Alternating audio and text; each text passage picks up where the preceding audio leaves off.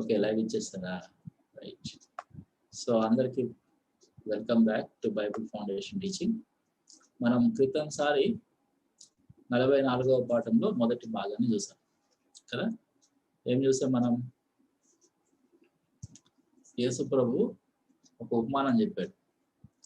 ఈ లోకంలో ధనం సంపాదించుకోవడం మాత్రమే శాశ్వతం కాదు. ధనం ఉంటే మనం సంతోషంగా ఉంటాము,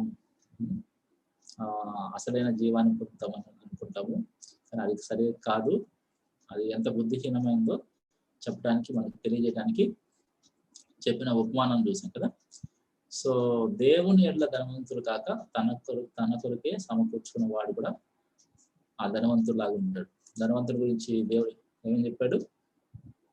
వెర్రివాడ, ఈ రాత్రి నీ ప్రాణం అడుగుతున్నారు, నీవు సిద్ధపరిచినవి ఎవరిని మగునని అతనితో చెప్పాడు. సో ఈ లోకంలో ఆస్తిపాస్తులు వస్తువులు సంపాదించుకోవడం మాత్రమే బతికే వాళ్ళందరూ యేసు చెప్తున్నటువంటి ధనవంతులాగే బుద్ధిహీనులుగా ఉన్నారని ఈ ఉపమానం యొక్క సారాంశం కదా. సో మనందరికీ ఒక హెచ్చరికగా, అంటే మన లైఫ్ ని మనం దేని కొరకు ఆలోచిస్తున్నామో మనం ఆలోచించుకోవడానికి ఒక హెచ్చరికగా యేసు ప్రభు ఈ ఉపమానాన్ని చెప్పింది. సో ప్రారంభంలో ఏం చూస్తాం? ఒకని కలిమి విస్తరించుట వాని జీవమునకు మూలము కాదని యేసు ప్రభు చెప్పాడు. రైట్. సో ఒక నిమిషం.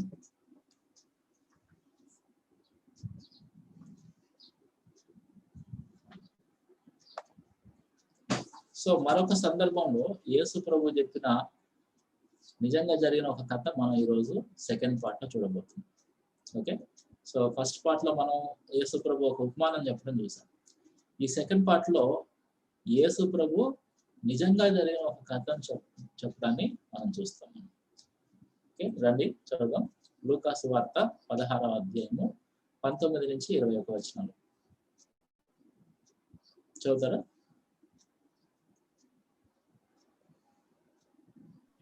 ధనవంతుడు ఒకడు ఉండెను. అతడు ఊదారంగు బట్టలను సన్నపు నారవస్త్రంలో ధరించుకొని ప్రతిదినము బహుగా సుఖపరుచుండువాడు. లాజరు అని ఒక దరిద్రుడెను. వాడు కురుపులతో నిండిన వాడై ధనవంతుని ఇంటి వాకిట పడి ఉండి అతని బల్ల మీద నుండి వాడు రొట్టె ముక్కలతో ఆకలి తీర్చుకొనగోరెను. అంతేకాక కుక్కలు వచ్చి వాని కురుపులు నాకెను.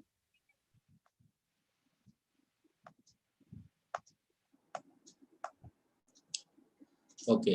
సో ఈ కథలో యేసు ప్రభు ఏం చెప్తున్నాడు? ధనవంతుడు ఉన్నాడంటే ఒక అతను. ఆ ధనవంతుడు ఎలా ఉన్నాడు? మంచి రిచ్ డ్రెస్సెస్, మంచి ఐశ్వర్యవంతమైన బట్టలు ధరించుకుంటున్నాడు. ప్రతిరోజు కూడా మంచి మంచి బట్టలు ధరించుకుంటూ చాలా సుఖ సౌఖ్యాలతో ఉన్నాడు. ఇంకా లాజరు అనేటువంటి ఒక పేదవాడు, దరిద్రుడు ఉన్నాడు. ఒకడేమో ధనవంతుడు, ఒకడేమో దరిద్రుడు, పేదవాడు. సో ఈ లాజరు పరిస్థితి ఎలా ఉంది? కురుపులతో నిండుకొని ఉన్నాడు. ఆ ధనవంతుని ఇంటి వాకిట పడి ఉండి అతని బల్ల మీద నుండి పడే రొట్టె ముక్కలతో ఆకలి తీర్చుకోవాలని ఆశపడతా ఉన్నాడు పాపం. అతని కురుపులతో ఉన్నారు కదా, కుక్కలు వచ్చేసి అతని కురుపులు నాకుతా ఉన్నాయి. అది పరిస్థితి. సో ఈ కథలో మనం ఏం చూస్తున్నాం? ఒకడు ధనవంతుడు, మరొకడు దరిద్రుడు. సో ధనవంతుడు చక్కగా మంచి బట్టలు ధరించుకొని మంచి విందు చేస్తున్నాడు. సో లాజరు చూస్తే పేదవాడిగా ఉన్నాడు. ధనవంతుడి యొక్క వాకిట ఉన్నాడు. అతనికి ఆరోగ్యం కూడా సరిగ్గా లేదు, వాళ్ళంతా కురుపులు. ఆ వీధి కుక్కలు వచ్చేసి ఆ కురుపులు నాకుతా ఉన్నాయి. అటువంటి దయనీయమైన పరిస్థితి. సో ఇద్దరిని చూస్తున్నాం, ధనవంతుడు, దరిద్రుడు. ఓకే. సో ఇంక ముందు చదువుతానండి. 16వ అధ్యాయం 22 నుంచి 23 వరకు. ఆ దరిద్రుడు చనిపోయి దేవదూతుల చేత అబ్రహాము రొమ్మును ఆనుకొనుటకు కొనిపోబడెను. ధనవంతుడు కూడా చనిపోయి పాతి పెట్టబడెను. అప్పుడు అతడు పాతాళంలో బాధపడుచు కన్నులెత్తి దూరం నుండి అబ్రహాము అతని రొమ్మున ఆనుకొని ఉన్న లాజరును చూచి. ఓకే. సో దరిద్రుడు అంటే లాజరు చనిపోయాడు. పాపం ఈ లోకంలో పేదవాడిగా ఉన్నాడు, చనిపోయాడు. చనిపోయిన తర్వాత ఏం జరిగింది? దేవదూతలు వచ్చేసి అబ్రహాము ఉన్నటువంటి స్థలానికి అతన్ని కొనిపోయారు. అయితే ధనవంతుడు కూడా చనిపోయాడు, అతన్ని పాతి పెట్టారు. అతడు పాతాళంలో చనిపోయిన తర్వాత ధనవంతుడు ఎక్కడికి వెళ్ళాడు? పాతాళంలో బాధపడుచున్నాడు. అతని కన్నులెత్తి దూరం నుండి అబ్రహామును అతని రొమ్మున ఆనుకుని ఉన్న లాజరును చూచి అని చూస్తుంది. లాజరు మరణించినప్పుడు అబ్రహాము ఉన్న స్థలానికి దేవదూత ద్వారా కొనుకోబడ్డాడు. ధనవంతుడు అగ్ని జ్వాలలో పాతాళంలో బాధపడతా ఉన్నాడు. చూడండి, అబ్రహాము ఉన్నటువంటి మంచి ప్రదేశంలోనేమో లాజరు ఉన్నాడు. దేవదూతలు లాజర్ని అబ్రహాము ఉన్న చోటికి తీసుకెళ్లారు. కానీ ధనవంతుడు చనిపోయిన తర్వాత ఎక్కడికి వెళ్ళాడు?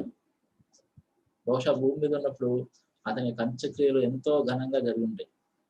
కానీ అతను మరణించిన వెంటనే అతను ఎటువంటి స్థితిలోకి వెళ్ళాడు? అగ్ని జ్వాలలో యాతన పడేటువంటి స్థితిలోకి వెళ్ళాడు పాపం. ఓకే,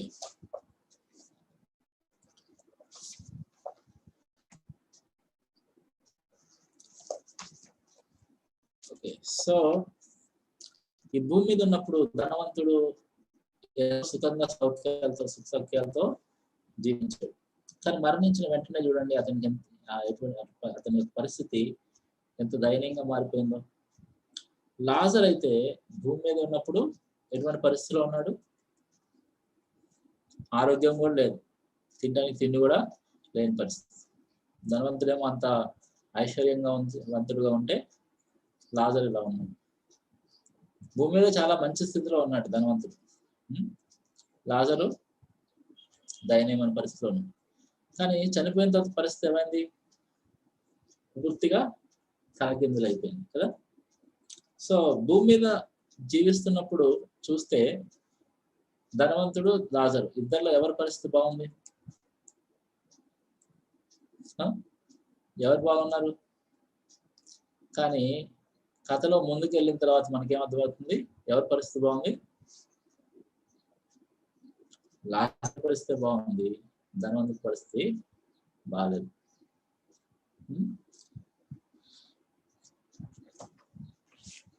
సో చాలా మంది ఏమనుకుంటారంటే మరణమే అన్నిటికీ ముగింపు అనుకుంటారు.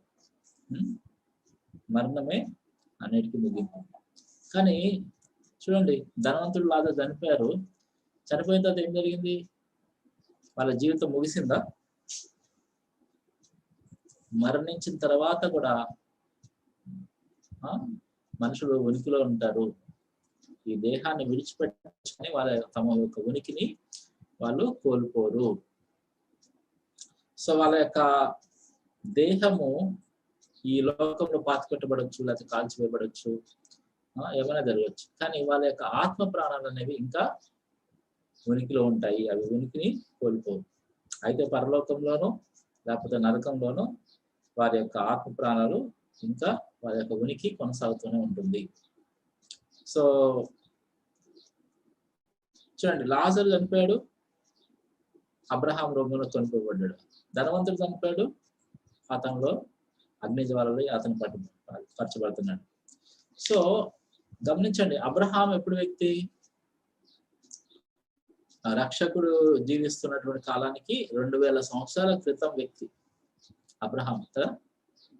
ఆదాం నుంచి 2000 సంవత్సరాలు, తర్వాత అబ్రహాం నుంచి రక్షకుడికి 2000, అంటే 4000 సంవత్సరాలు. సో అటువంటి రక్షకుడికి వెనకాల 2000 సంవత్సరాల క్రితం నాటి వ్యక్తి అబ్రహాము. అతను ఇంకా బ్రతుకున్నాడు ఏంటి?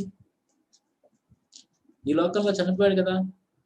అబ్రహాము ఉన్నటువంటి స్థలంలోనికి లాజరు వెళ్ళాడంట. చూడండి, అంటే మరణం ముగింప? చచ్చిపోయిన తర్వాత ఇక అంతే ముగింపు అంటారా? మనకేం తెలియకుండా మనము ఉనికిని కోల్పోతామా? అలా అనుకునే చాలా మంది ఏం చేస్తున్నారు? ఆత్మహత్యలు చేసుకుంటున్నారు. ఈ లోకంలో సమస్యలన్నింటినీ, కష్టాలన్నింటినీ తప్పించుకోవడానికి చనిపోవాలనుకుంటున్నారు. కానీ మరణం అనేది ముగింప? మన యొక్క ఉనికి కోల్పోయి మనకేం తెలియకుండా అయిపోతా? లేదు. మరణించిన తర్వాత కూడా మన ఉనికిని మనం ఇంకా కలిగి ఉంటాము. అయితే చనిపోయిన తర్వాత ఉంటే పరలోకంలో దేవుని సన్నిధిలోనో లేకపోతే దేవునికి వేరుగా నరకంలోనో మనం ఉండాలన్నమాట. సో మరణమే అన్నిటికీ ముగింపు కాదు. నిత్యత్వం అంటే ఈ భౌతికమైన విశ్వంలో అంటే మనం మరణించిన తర్వాత నిత్యత్వంలో ప్రవేశిస్తాం. అంటే ఈ విశ్వం అంతా కూడా కాలము, స్థలము, పదార్థం అనేటువంటి పరిమితుల్లో ఉంది. The whole universe is with in the limitations of time, matter and space. అయితే మరణించిన తర్వాత ఏమవుతుందంటే విశ్వం వెలుపలికి అంటే ఈ కాలం వెలుపలికి వెళ్ళిపోతాం. కాలము అనేటువంటి పరిమితుల్లో మనం ఉన్నాం కదా, వాటిని దాటి నిత్యత్వంలో ప్రవేశిస్తాం.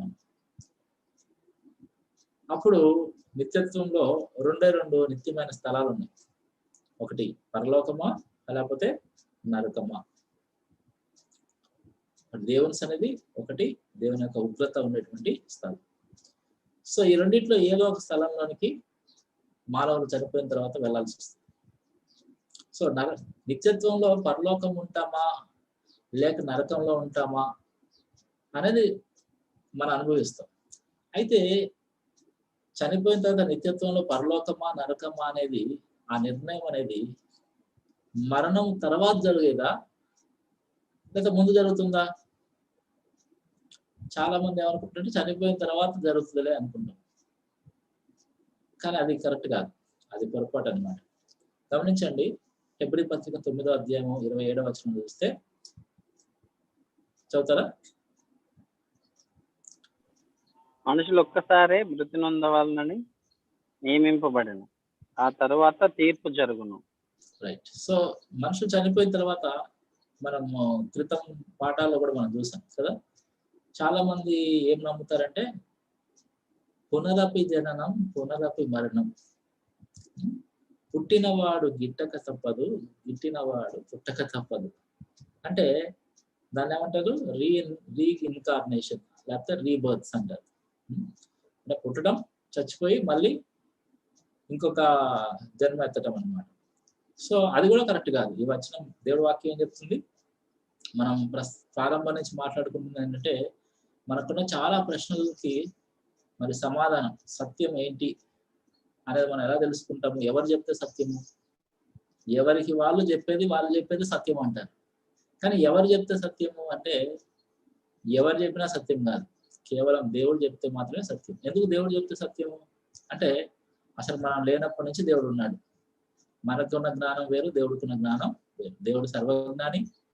మన జ్ఞానం, మనుషుల జ్ఞానాన్ని అంతా తీసుకొచ్చి ఒక కుప్పగా పోస్తే అది దేవుడి జ్ఞానం. దేవుడి జ్ఞానం అనేది ఒక సముద్రం లాగుంటే మానవుల జ్ఞానం అంతా కూడా కలిసిగట్టుగా కూడా ఒక సముద్రంలో నీటి చుక్క అంతా. కాబట్టి అనంతమైన జ్ఞాని ఆయన, సర్వజ్ఞాని ఆయన. కాబట్టి అటువంటి దేవుడు చెప్తేనే అది సత్యం అని మనం తీసుకుంటాం తప్ప జ్ఞానం ఉన్న మానవులు చెప్తే సత్యం అని తీసుకోవడానికి కుదరదు కదా. కాబట్టి మానవులు వాళ్ళ యొక్క వయసు చాలా చిన్నది. దేవుడు ఆయన ఆది అంతం లేనటువంటి నిత్యుడైన దేవుడు. అసలు ఆయన లేని కాలం అంటూ లేదు. ఆయన భూమి ఆకాశాలు ఈ భౌతిక విశ్వం అనేది లేనప్పటి నుంచి కూడా ఉన్నవాడు. కాబట్టి అటువంటి ఆది అంతం లేని నిత్యుడగు దేవుడు, సమస్తాన్ని సృష్టించిన దేవుడు చెప్తే అది సత్యం అవుతుందా? లేకపోతే భూమి మీద చరిత్రలో పలానా సమయంలో పుట్టినటువంటి మానవ మాతృలు, మిడిమిడి జ్ఞానం ఉన్న మానవ మాతృలు చెప్తే సత్యం అవుతుందా ఏదైనా విషయం గురించి? సో ప్రారంభం నుంచి కూడా మనం చెప్పేది ఏంటి?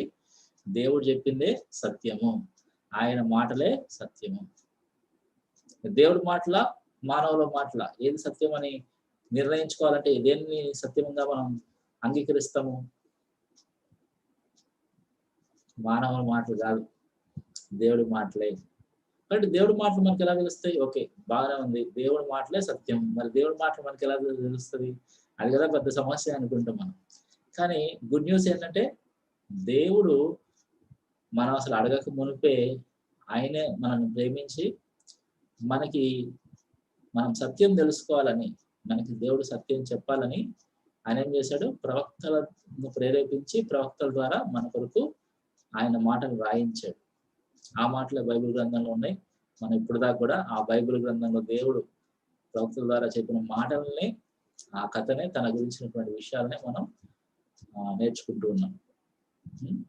కాబట్టి దేవుడు చెప్తున్నాడు, పుట్టిన తర్వాత చనిపోయిన తర్వాత మళ్ళీ పుట్టి ఇట్లాంటి అది సత్యం కాదని చెప్తున్నాడు.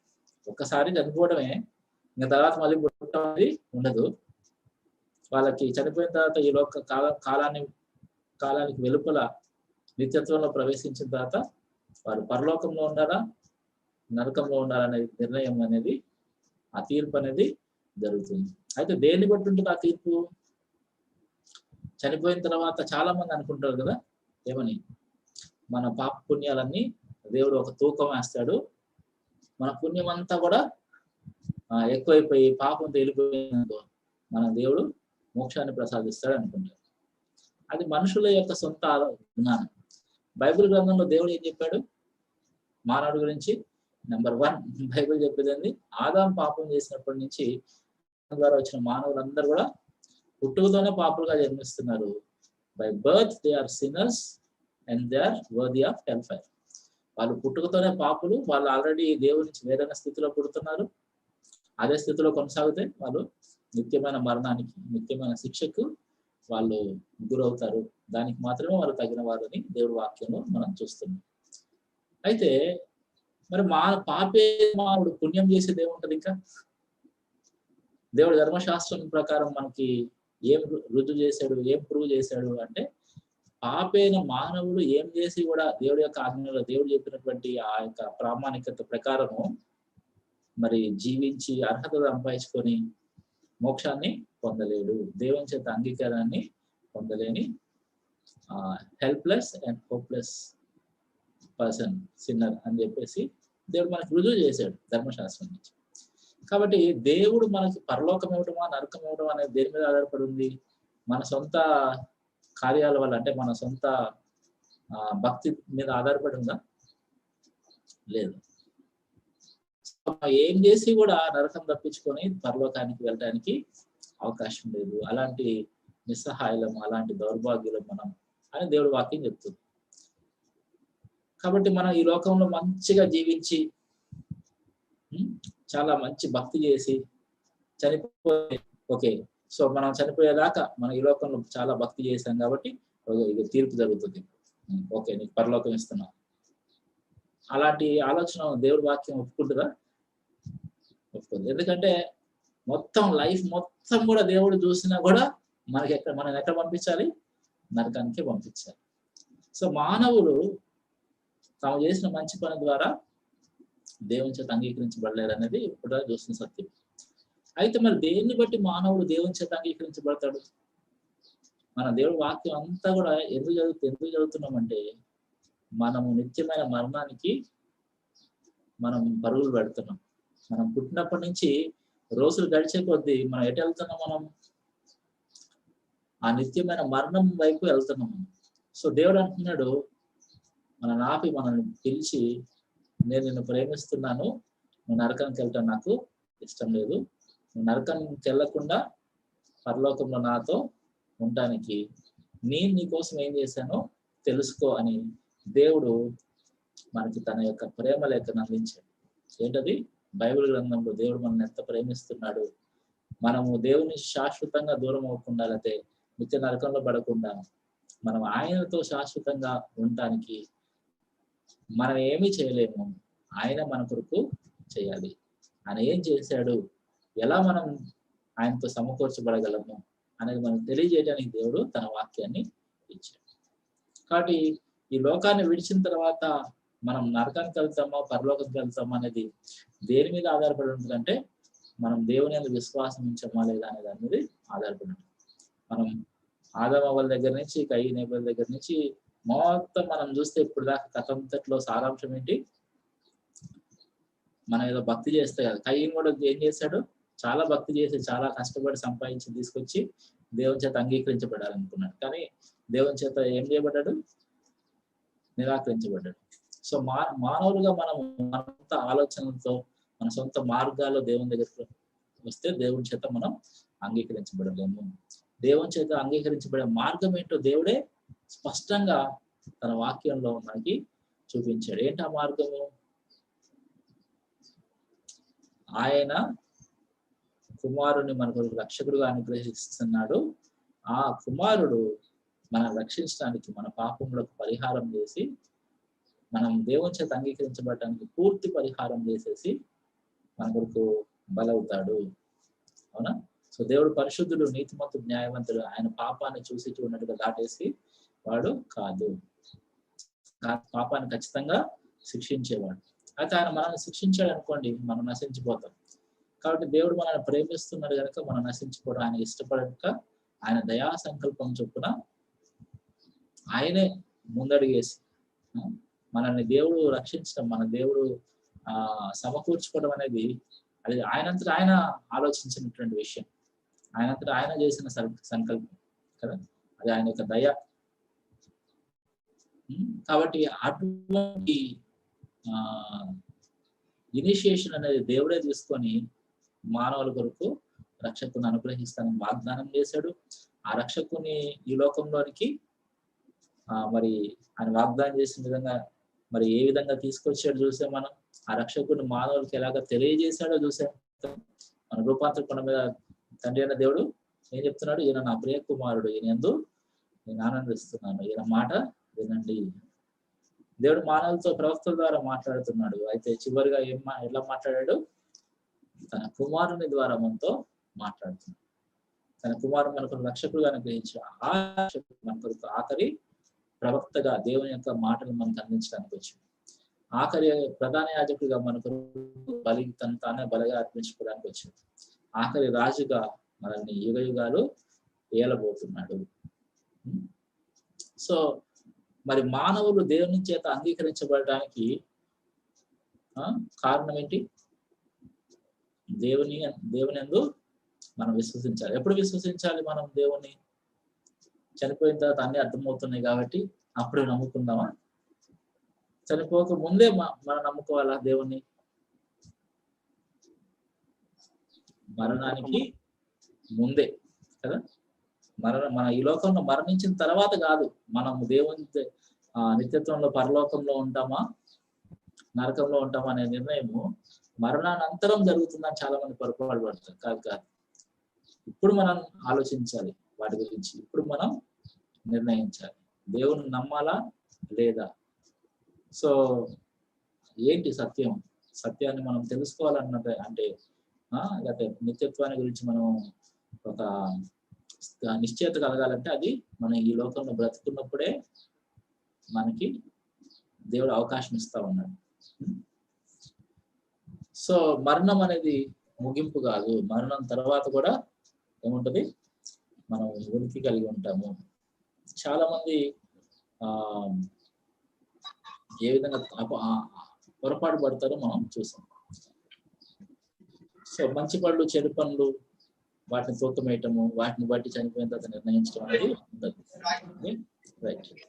సో మనం చూస్తున్నాం అంటే మనుషులు మరణించిన తర్వాత ఆల్రెడీ ఈ లోకంలో ఉన్నప్పుడు దేవుని విశ్వాసం ఉంచారో లేదా అనే దాన్ని బట్టి వాళ్ళు పరలోకం అనార్థం అనేది నిర్ణయించడం జరుగుతుంది.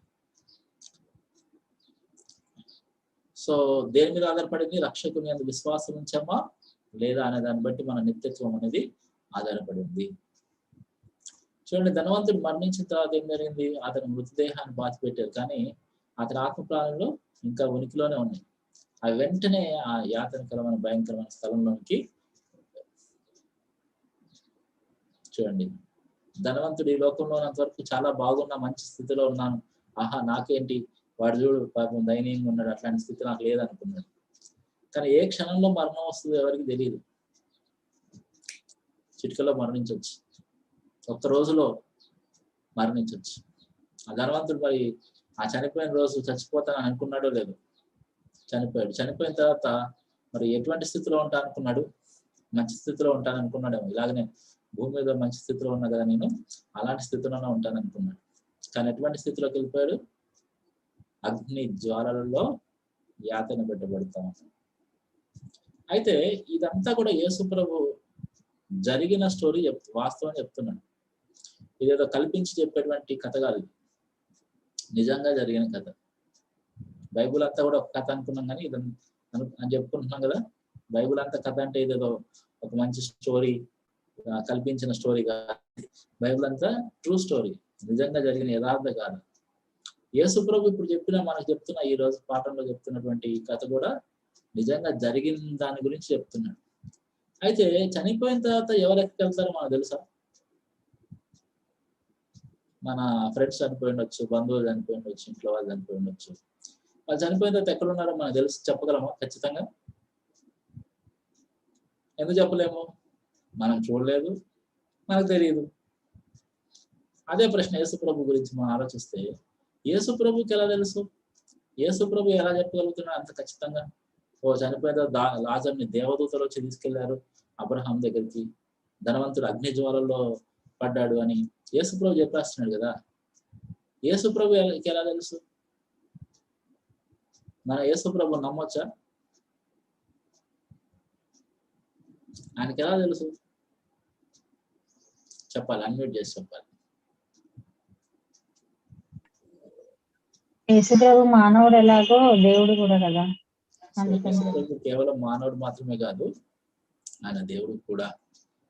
కాబట్టి దేవుడుగా ఆయన సర్వజ్ఞాని, ఆయన సర్వవ్యాపి, ఆయన అంతటా ఉన్నాడు, అన్నీ తెలుసు ఆయనకి. కాబట్టి చనిపోయిన తర్వాత ఎవరెవరు ఎక్కడెక్కడ ఉన్నారనేది యేసు ప్రభువుకు తెలుసు కదా. కాబట్టి ధనవంతుడు ఎక్కడున్నాడు, లాజరు ఎక్కడున్నాడు, సర్వజ్ఞాని అయిన దేవుడిగా యేసు ప్రభు తెలిసి చెప్తున్న విషయాలు. చాలా మంది నేను చెప్తుంటే, నువ్వు చూసి వచ్చినావా పరలోకాన్ని నరకాన్ని అంటుంటారు. చూసి వచ్చిన ఆయన చెప్పాడండి. అన్ని మనం చూసి రాలే. స్కూల్లో మనం చదువుకున్నాం శౌర్య కుటుంబం అని. ఎంతమంది శౌర్య కుటుంబం అని చూసారు చెప్పండి? నవగ్రహాలు తిరుగుతుంటే ఎంతమంది చూశారు? మరి నేను కూడా అడిగారా చూసినవా నువ్వు అని? ఏం చెప్తాం మన సమాధానం? చూసిన వాళ్ళు చెప్పారు, టెలిస్కోప్లు ఆ స్కోప్లు ఈ స్కోప్లు పెట్టి చూసి పరిశోధన చేసిన వాళ్ళు చెప్తే నేను నమ్ముతున్నా అంట కదా. నేను కూడా అదే చెప్తున్నా. యేసు ప్రభు సర్వజ్ఞాని అయిన దేవుడు, ఆయన టెలిస్కోప్ కూడా అవసరం లేదు, అంతా చూస్తాడు ఆయన దేవుడుగా. అంతా అసలు నరకాన్ని సృష్టించింది ఆయన, పరలోకాన్ని సృష్టించింది ఆయన, ఎవరెవరు ఎక్కడున్నారు అన్ని తెలిసినటువంటి సర్వజ్ఞాని అయిన దేవుడు ఆయన. అంటే ఆయన తెలిసి చెప్తుంటే నేను ఆయన్ని నమ్ముతున్నాను. అన్ని మనమే తెలుసుకొని మనమే చూస్తే నమ్మాల్సిన. కరోనా వైరస్ ఎంతమంది చూశారు? వైరస్ కి స్పైక్లు ఉంటాయి, అట్లుంటాయి ఇట్లుంటాయి అని చెప్తుంటారు కదా. మనం చూసినామా? ఎవరో చూసి చెప్తుంటే మనం నమ్ముతున్నాం. అన్ని మనమే చూసి నమ్మాలంటే ఎంత సంగతులు. భూమి మీద మనకు మనుగడే ఉండదు. టాబ్లెట్లు ఇస్తారు, ఈ టాబ్లెట్ ఏం గ్యారంటీ, ఈ టాబ్లెట్కి ఎట్లా తెలుసు అంటే ఏం చెప్తాం మనం? ఆ టాబ్లెట్ కంపెనీలోకి వెళ్ళి వాళ్ళు అసలు ఏ ఫార్ములా పెట్టారు, ఏంటి, ఆ ఫార్ములాలు ఎలా పనిచేస్తే ఆ ఫార్మసీ మొత్తం చదువుకుంటే అప్పుడు తెలుస్తుంది. మరి తెలియదు కదా, నేను నమ్మనంటే కుదిరిద్దాను? నమ్మకపోతే నీ అనారోగ్యంతో నువ్వే టప్పగలవు.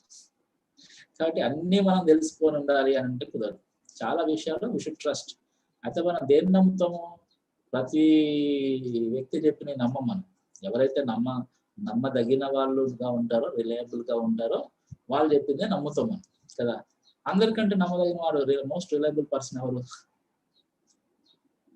దేవుడి కంటే ఇంకెవరైనా ఉన్నారా మోస్ట్ రిలయబుల్ పర్సన్? ఈ రోజుల్లో నిజం చెప్పేవాడు అసలు గగనం దొరకడం కదా. కాబట్టి నిజం చెప్పేవాళ్ళు చాలా అరుదు. దేవుడు అసలు అబద్ధం చెప్తాడు. దేవుడు సత్యవంతుడు అంటే కేవలం దేవుడు మాత్రమే సత్యవంతుడు. ఆయన అసలు విషయంలో కూడా ఒక్కసారి కూడా ఆయన అబద్ధం ఆడాల్సిన అవసరం కూడా ఆయనకి లేదు. మన అబద్ధం ఎందుకు ఆడుతాం? అమ్మో ఎవరైనా ఏమైనా చేస్తారు, దేవుని ఎవరేం చేస్తారు అనే భయపడాల్సిన అవసరం లేదు. భయపడే అబద్ధాలు చెప్పాల్సిన అవసరము ఆయనకి లేదు.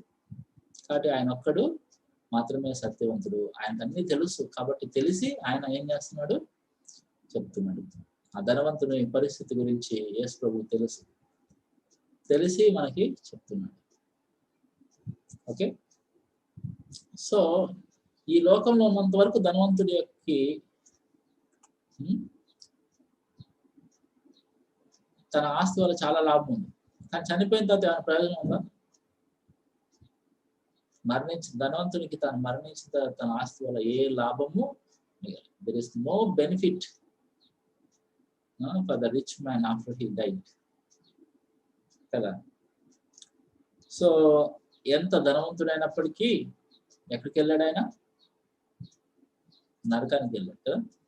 ఎంత ధనవంతుడు అయినప్పటికీ మరి అక్కడ ఏసీ పెట్టించుకోవచ్చుగా డబ్బులు ఉంటే, అంటే కుదరదు కదా అక్కడ. అట్లాంటి డబ్బు అనేది దేనికి పనికిరాదు చచ్చిపోయిన తర్వాత. ఈ లోకంలో నాకు డబ్బు ఉంది అది ఉందని చెప్పి ఎంతో విలవిగొచ్చు, కానీ ఒకసారి చనిపోతే డబ్బు వల్ల ఏ ఉపయోగము ఉండదు. దేవుడి దృష్టిలో అసలు డబ్బుకి విలువే లేదు. కాబట్టి ఈ లోక సంబంధమైనవి చనిపోయిన తర్వాత మనల్ని నరకం నుంచి తప్పించలేవు.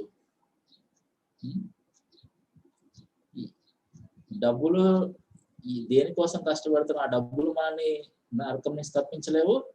ఎవరి కోసం కష్టపడుతామో వాళ్ళు కూడా తప్పించలేరు. మన రికమెండేషన్ లెటర్ రాపించుకొని పోతే ఎమ్మెల్యే రికమెండేషన్ ఏమైనా కుదురుతాయా? మనకు వాళ్ళు తెలుసు, వీళ్ళు తెలుసు. మన బోర్డు అంతా మంది మార్బలం అంటారు కదా. ఎంతమంది వస్తే మనల్ని నరకం నుంచి తప్పించబడతాం, మనం మినహాయింపిస్తూ పొందుతాం మనం. కాబట్టి చచ్చిపోయిన తర్వాత ధనవంతుడు, డబ్బు లేనోడు, పేదోడు అనేటువంటి వ్యత్యాసం అనేది ఏది లేదు. చూడండి, మరి ఆ ధనవంతుడు ఈ లోకంలో చనిపోయిన తర్వాత బోర్డంత ఆస్తుంది కాబట్టి ఎంతో అట్టహాసంగా ఆయన యొక్క అంత్యక్రియలు జరుగుంటాయి. అంత అట్టహాసంగా అంత్యక్రియలు జరిగినాయి కాబట్టి ఆయన మంచి స్థలంలో ఉంటాడా? అట్లేం లేదు కదా. కాబట్టి సో అల్టిమేట్లీ ఎట్టకేలకు ఎటువంటి గమ్యాన్ని మనం చేరుకుంటాం అనేది అది చాలా ప్రాముఖ్యం. మనము ఈ జీవితం అనేది ఒక ప్రయాణం అంటారు.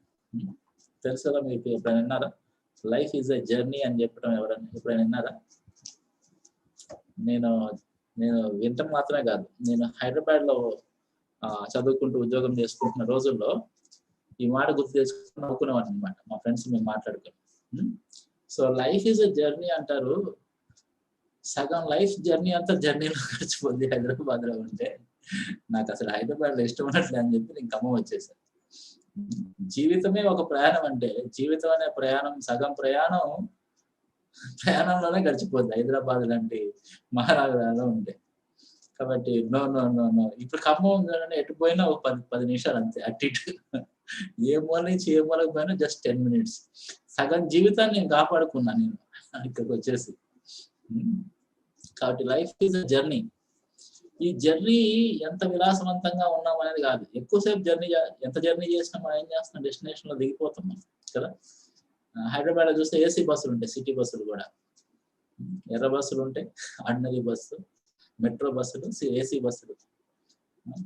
నేనైతే ఏసీ బస్సే ప్రిఫర్ చేస్తానండి, ఫ్రీగా ఉండాలి, కిక్కిరిసి ఉండకుండా. Okay, it's okay. ఒకవేళ ఆర్డినరీ బస్ అనుకోండి, కాసేపు ప్రయాణం చేసినంతసేపు అన్కంఫర్టబుల్గా ఉంటాము, బట్ మనం గమ్యం వచ్చిన తర్వాత దిగిపోతాం, ఇక జర్నీ కూడా మర్చిపోతాం మనం కదా. But what matters is our destiny. మన గమ్యం అనేది అది చాలా ప్రాముఖ్యమైనది. కాబట్టి జర్నీయే సర్వస్వం అన్నట్టుగా మనము జర్నీ గురించి ఎక్కువగా ఆలోచించి గమ్యం గురించి మర్చిపోయామనుకోండి, మన డబ్బులంతా జర్నీ కొరకు వెచ్చించి ఆ ఊర్లో దిగిన తర్వాత మనం బికారోల్లాగా ఉన్నాం అనుకోండి, ప్రయోజనం ఏముంది? నా డబ్బులు జర్నీలో మిగిల్చుకొనైనా ఆ గమ్యస్థానంలో మంచిగా ఉంటే బాగుంటుంది కదా. కాబట్టి మన యొక్క గమ్యాన్ని గురించి మనం ఎక్కువగా ఆలోచించాలి, జర్నీ కాదు. రైట్.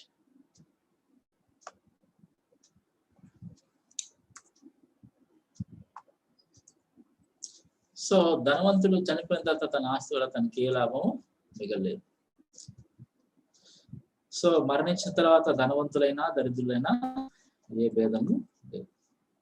మరణించిన తర్వాత ఏమవుతుంది అనే దాని గురించి సాతాను మానవులను మోసం చేస్తుంది కదా. సో చాలా మంది చనిపోయిన తర్వాత ఏమవుతుంది అని అడగండి, ఎన్ని రకాల రెస్పాన్సెస్ ఇస్తారు, ఎన్ని రకాల జవాబులు చెప్తారో చూడండి. మీరు చెప్పండి, అసలు చాలా మంది ఎన్ని రకాల జవాబులు చెప్పే అవకాశం మీరు చెప్పండి, అన్మ్యూట్ చేసి. చనిపోయిన తర్వాత ఏమవుతుంది అనే దాని గురించి వేరు అభిప్రాయాలు ఉంటాయి కదా. మీ అభిప్రాయం అడగట్లేదు నేను, లోకంలో ఉన్న వేరు అభిప్రాయాలు చెప్పండి, ఒక్కొక్కరు ఒకటి చెప్పండి.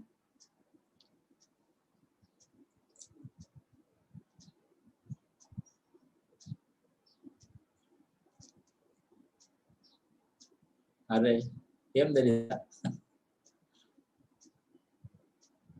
మనందరం సినిమాలు చూసినాం కదా, సినిమాలో ఏం చూపిస్తారు చెప్పండి? చచ్చిపోయిన తర్వాత ఏం జరుగుతుంది?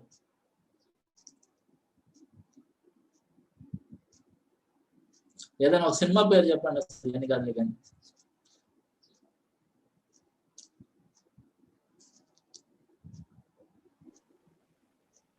మరణించిన తర్వాత ఏమైంది అనేది ప్రశ్న వివిధ రకాల ఏమేమి ఉన్నాయి లోకంలో, అదేనా? చనిపోయిన తర్వాత ఏం జరుగుతుంది అదేనా? ఏమేమి నమ్ముతారు ప్రజలు? వేరు వేరే అభిప్రాయాలు, వేరు వేరే నమ్మకాలు ఉన్నాయి కదా ఈ లోకంలో. మరలా పుడతాము అని నమ్ముతారు. ఓకే, చనిపోయిన వాళ్ళు మళ్ళీ పుడతారు. ఒక ఉదాహరణ మనం సినిమా కదా.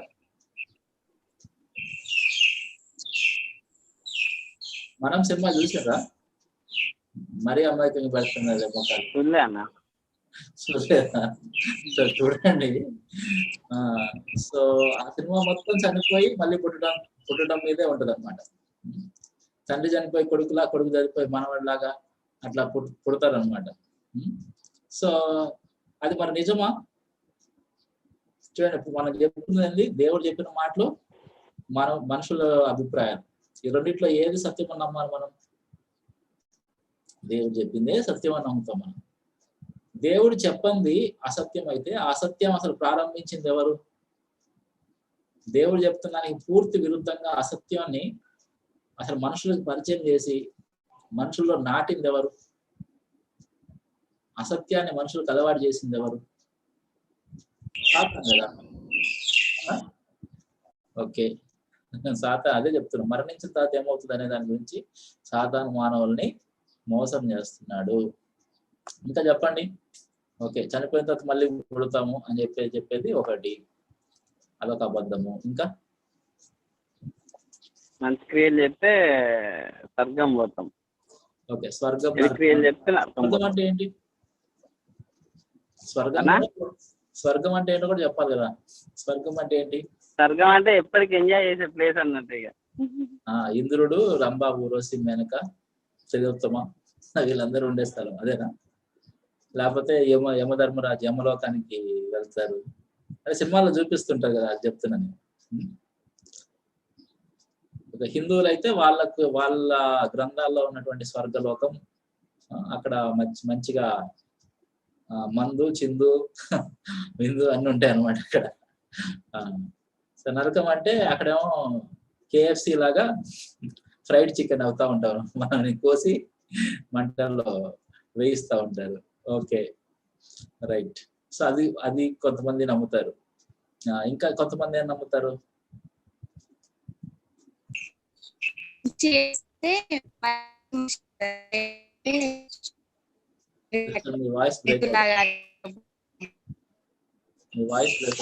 మంచి చేస్తే మళ్ళీ మనుషుల్లాగా పుడతారు అనుకుంటారు అన్న. ఓకే, మళ్ళీ మనుషుల్లాగా పుట్టడం అయిపోయింది, అదొక నమ్మకం, అది అయిపోయింది. మంచి చేయకపోతే ఎక్కువ తప్పులు చేస్తే మరో జన్మలో వేరే అవతారం ఎత్తుతారు. అంటే ఏం అవతారం ఎత్తుతారు? చెట్లో, పుట్లో, పందులో, కుక్కలో. Okay okay, right. ఇంకొక నమ్మకం కూడా ఉంది. ఒకవేళ బాగా చేస్తే అన్ని జన్మలు అయిపోయిన తర్వాత ఆత్మలో కలిసిపోతారు. ఇక ఓకే, పరమాత్మలో కలిసిపోతారు ఆత్మలు. ఓకే, పరమాత్మలో కలిసిపోవటము ఆ నలుగురు సినిమా క్లైమాక్స్, అంతేనా? రైట్. మరి చంద్రముఖి సంగతి ఏంటి? నాగవల్లి సంగతి ఏంటి? ఇంకా బోర్డు అని ఉన్నాయి కదా. అవును, ఇవన్నీ చనిపోయిన వాళ్ళు ఏం జరుగుతుంది అక్కడ? దెయ్యాలు తిరుగుతా ఉన్నారు కదా, అది నిజమేనా? చనిపోయిన తర్వాత దెయ్యాలు తిరగటము, వాళ్ళకి చాలా శక్తులు వస్తుంటాయి కదా. అంజలి సినిమాలో కూడా ఆమె ప్రతీకారం తెచ్చుకుంటారు కదా. చాలా సినిమాలు ఉన్నాయి, భలే ఉంటాయి, విచిత్రంగా ఉంటాయి. అప్పుడప్పుడు చూస్తుంటా, నేను కూడా సినిమాలు చూస్తుంటా. అంటే అసలు ఎట్లుంటాయి, ఏంటి ఫిలాసఫీస్ ఏంటని న్యూస్ చూసినట్టుగా మూవీస్ కూడా న్యూస్ లాగా చూస్తుంటారు అనమాట. ఏం చెప్తున్నారు అసలు వీళ్ళు జనాలకి అని చెప్పి చూస్తుంటారు. మరి అది నిజమా అబద్ధమా? సత్యమా అసత్యమా? సత్యం. అభినేత్రి అంట ఒక సినిమా. ఆమె చనిపోయిన ఆమె వచ్చేసి ఒక ఆవిడలో దూరుతుంది. మరి అన్ని బైబుల్ ప్రకారం అయితే శుద్ధ తప్పు, 100% అబద్ధము. ఈ అబద్ధాలు అనేది ఈ కొత్త తరం వాళ్ళు, నేను టీచర్గా చేసా కదా చాలా కాలము, నా స్టూడెంట్స్ నేను అర్థం చేసుకోవడానికి ఇవన్నీ చూస్తుంటాను అనమాట. వాళ్ళ మైండ్ సెట్ ఏంటి, వాళ్ళు ఎటువంటి మూవీస్కి ఇన్ఫ్లుయెన్స్ అవుతున్నారు తెలుసుకోవడానికి చూస్తుండేవాడిని. చూసి ఏం చేసేవాడిని అంటే అందరిలాగా నేను చూసి కామ్గా ఉన్నాను. ఒక విశ్లేషణ అనేది నాకంటూ ఒక విశ్లేషణ ఉంటుంది, ఎనాలిసిస్ ఉంటుంది అనమాట. సో దేవుడి వాక్యాన్ని అక్కడ చెప్పబడుతున్న వాటిని కంపేర్ చేస్తుంటాను, కంపారిజన్ అండ్ కాంట్రాస్ట్ చేస్తుంటాను. చెప్పండి మరి ఇవన్నీ కూడా దేవుడి వాక్యానికి విరుద్ధంగా ఉన్నాయి. దేవుడు సత్యవంతుడు అయితే, దేవుడు చెప్పిన సత్యం అయితే, ఆయన చెప్పిన దానికి పూర్తి విరుద్ధంగా ఉన్న ఇవన్నీ కూడా ఏంటవి? అసత్యాలు, అబద్ధాలు. మోసం అంటే ఏంటంటే అబద్ధాన్ని నిజమని, నిజాన్ని అబద్ధం అని నమ్మటమే మోసం. మరి మీరు చూస్తున్నటువంటి నేటి సమాజంలో ఎంతమంది మోసంలో ఉన్నారు మీరు అర్థం చేసుకోండి, మీరు ఆలోచించండి. అందరూ సత్యం అంటే దేవుడు చెప్తున్న సత్యం నమ్ముతున్నారా, లేకపోతే దేవుడు చెప్తున్న దానికి భిన్నమైనటువంటి వాటిని నమ్ముతున్నారా? దేవుడు చెప్తున్న దానికి భిన్నమైన వాటిని నమ్ముతున్నారు కదా. సో రండి మనం మళ్ళీ వెనక్కి వచ్చేద్దాం. సో సాతాను మానవుల్ని చనిపోయిన తర్వాత ఏమవుతుందనే దాని గురించి ఎలా మోసం చేస్తున్నాడు కొన్ని విషయాలు మనం చూసుకోవచ్చు. సో ఇంతకుముందు మనం చూసిందండి, భగవంతుడు అగ్నిలో యాతన అనుభవిస్తున్నాడు.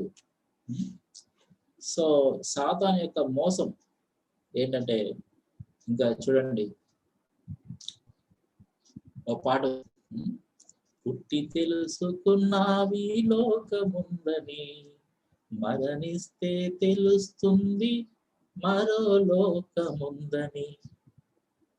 కానీ ఈ లోకంలో తల్లి గర్భంలో నుంచి పుట్టినప్పుడు మనం అసలు ఈ లోకం అనేది ఒకటి ఉంది అని చెప్పేసి మనం అర్థం చేస్తున్నాం.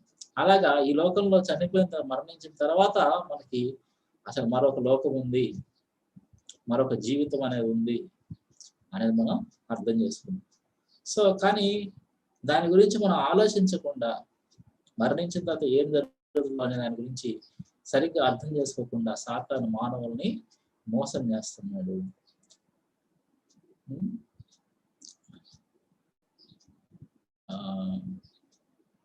ఇప్పుడు చనిపోయిన వాళ్ళు, మనం ఒక ఉదాహరణ తీసుకున్నాం.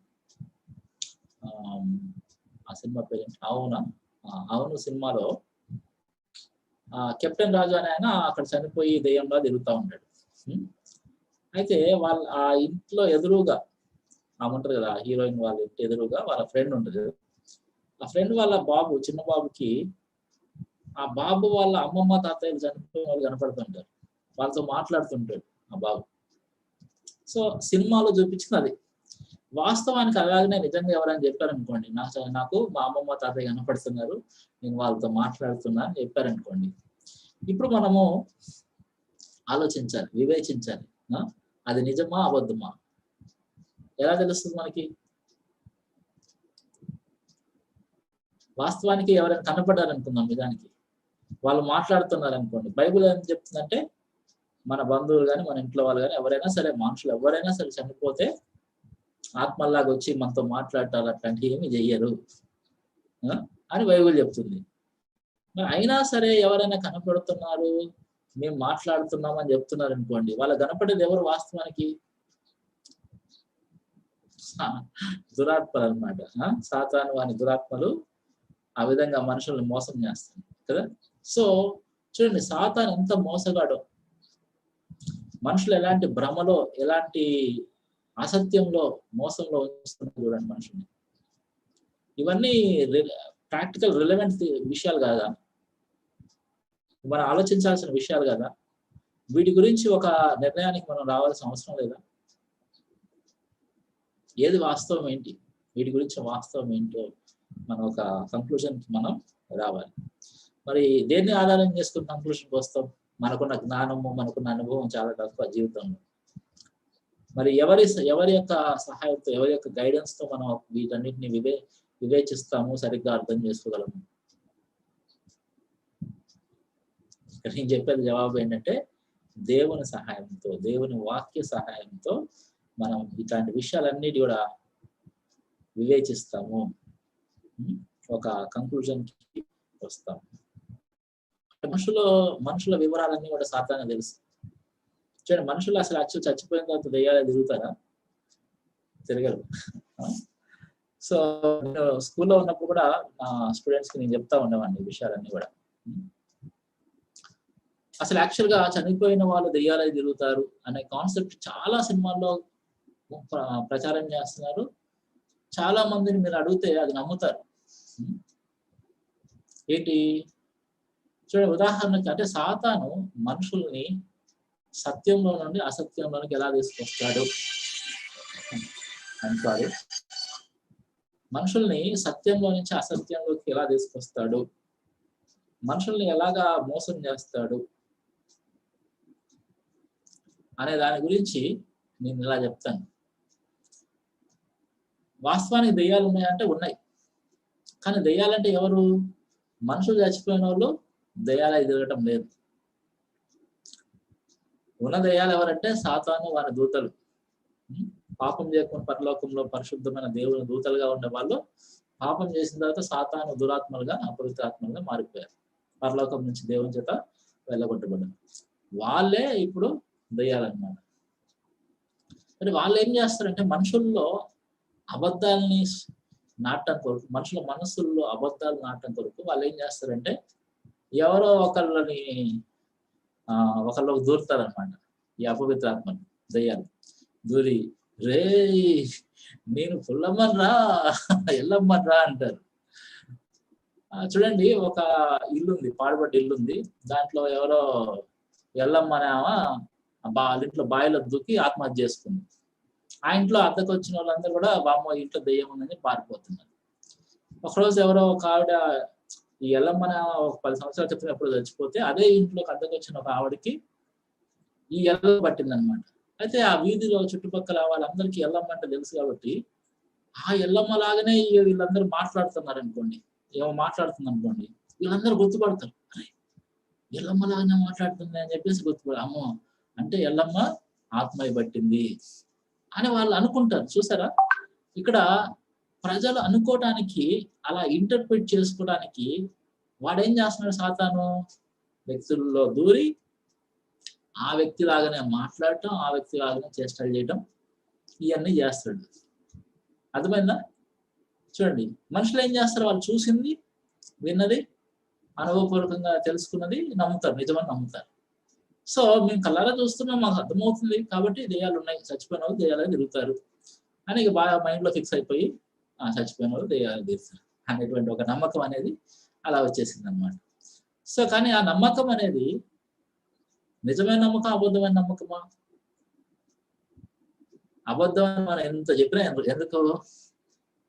అరే క్లియర్గా చెప్తుంది కదా అసలు. లేకపోతే మరి ఏమో ఎట్లా తెలుసు ఎల్లమ్మ గురించిన విషయాలు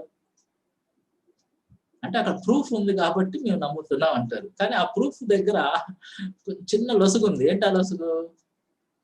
ఈ సాతాను యొక్క దురాత్మనే ఆ ఎల్లమ్మలాగా మాట్లాడి, ఆ ఎల్లమ్మలాగా వివరాలన్నీ కూడా అక్కడ వాళ్ళకి చెప్పాడు, నాటకం చేశాడు. కానీ వీళ్ళ సంగతి ఎంతమందికి తెలుసు? సాతాను అనే సంగతి ఆ ఎల్లమ్మ కాదు, చచ్చిపోయిన వాళ్ళు ఆత్మలుగా తిరగరు, దురాత్మ ఇలాగా మనల్ని మోసం చేస్తుంది కాబట్టి మన ఇంటర్ప్రిటేషన్ రాంగ్ అని ఎంతమంది ఎంత మెచ్యూరిటీతో అర్థం చేసుకోగలరు విషయాల్ని? కాబట్టి ఇలాంటి అవగాహన లేదు కాబట్టి మనుషుల్లో అలాంటి బలమైన నమ్మకాలు నాటుకొని పోయాయి. ఓకేనా? సో ఆ విధంగా మనుషుల్ని సాతాను ఏం చేస్తున్నాడు? నాశనం చేస్తున్నాడు, మోసం చేస్తున్నాడు, అబద్ధాలని వాళ్ళ యొక్క మనసుల్లో నాటుతున్నాడు. కానీ బైబుల్ చెప్తుంది సత్యం ఏంటంటే మనుషులు చనిపోయిన తర్వాత దెయ్యాల ఆత్మయి తిరగరు. ఉంటే దేవుని సన్నిధిలోనో లేకపోతే నరకంలోనో, అగ్ని జ్వాలలోనో ఉంటారు. ఓకే, సో ఈ రోజుకి కూడా మరి సాతాను మనుషుల్ని మోసం చేయడం మన చుట్టుపక్కల మొత్తం చూస్తా ఉన్నాం. కాబట్టి దేవుడే చనిపోయిన తర్వాత ఏమవుతుంది మనుషులకి అనే సత్యాన్ని మనకి చెప్పగలవాడు. మనం మన సొంత అనుభవాల్ని ఆధారం చేసుకున్నాం, సొంత జ్ఞానాన్ని ఆధారం చేసుకున్నాం అనుకోండి, ఈజీగా దారి తప్పుతాం. అందుకే దేవుడు మానవులకి ఆ విషయాన్ని, అరే బాబు మీ జ్ఞానం సరిపోదు సత్యాన్ని తెలుసుకోవడానికి, మీకు నేను అనేటువంటి ఒకరిని చెప్పాలి, అలా చెప్తేనే మీకు అర్థమవుతుంది విషయాలు, మీ కళ్ళని మీరు చూస్తున్నారని నమ్మితే మీరు ఈజీగా దారి తప్పిపోతారని చెప్పడానికి దేవుడు కొన్ని విషయాలు పెట్టాడు ప్రకృతిలో కూడా. చూడండి, ఇంకో ప్రశ్న అడుగుతూ చెప్పండి, చాలా సింపుల్ ప్రశ్న అండి. భూమి చుట్టూ సూర్యుడు తిరుగుతుందా, సూర్యుడు చుట్టూ భూమి తిరుగుతుందా?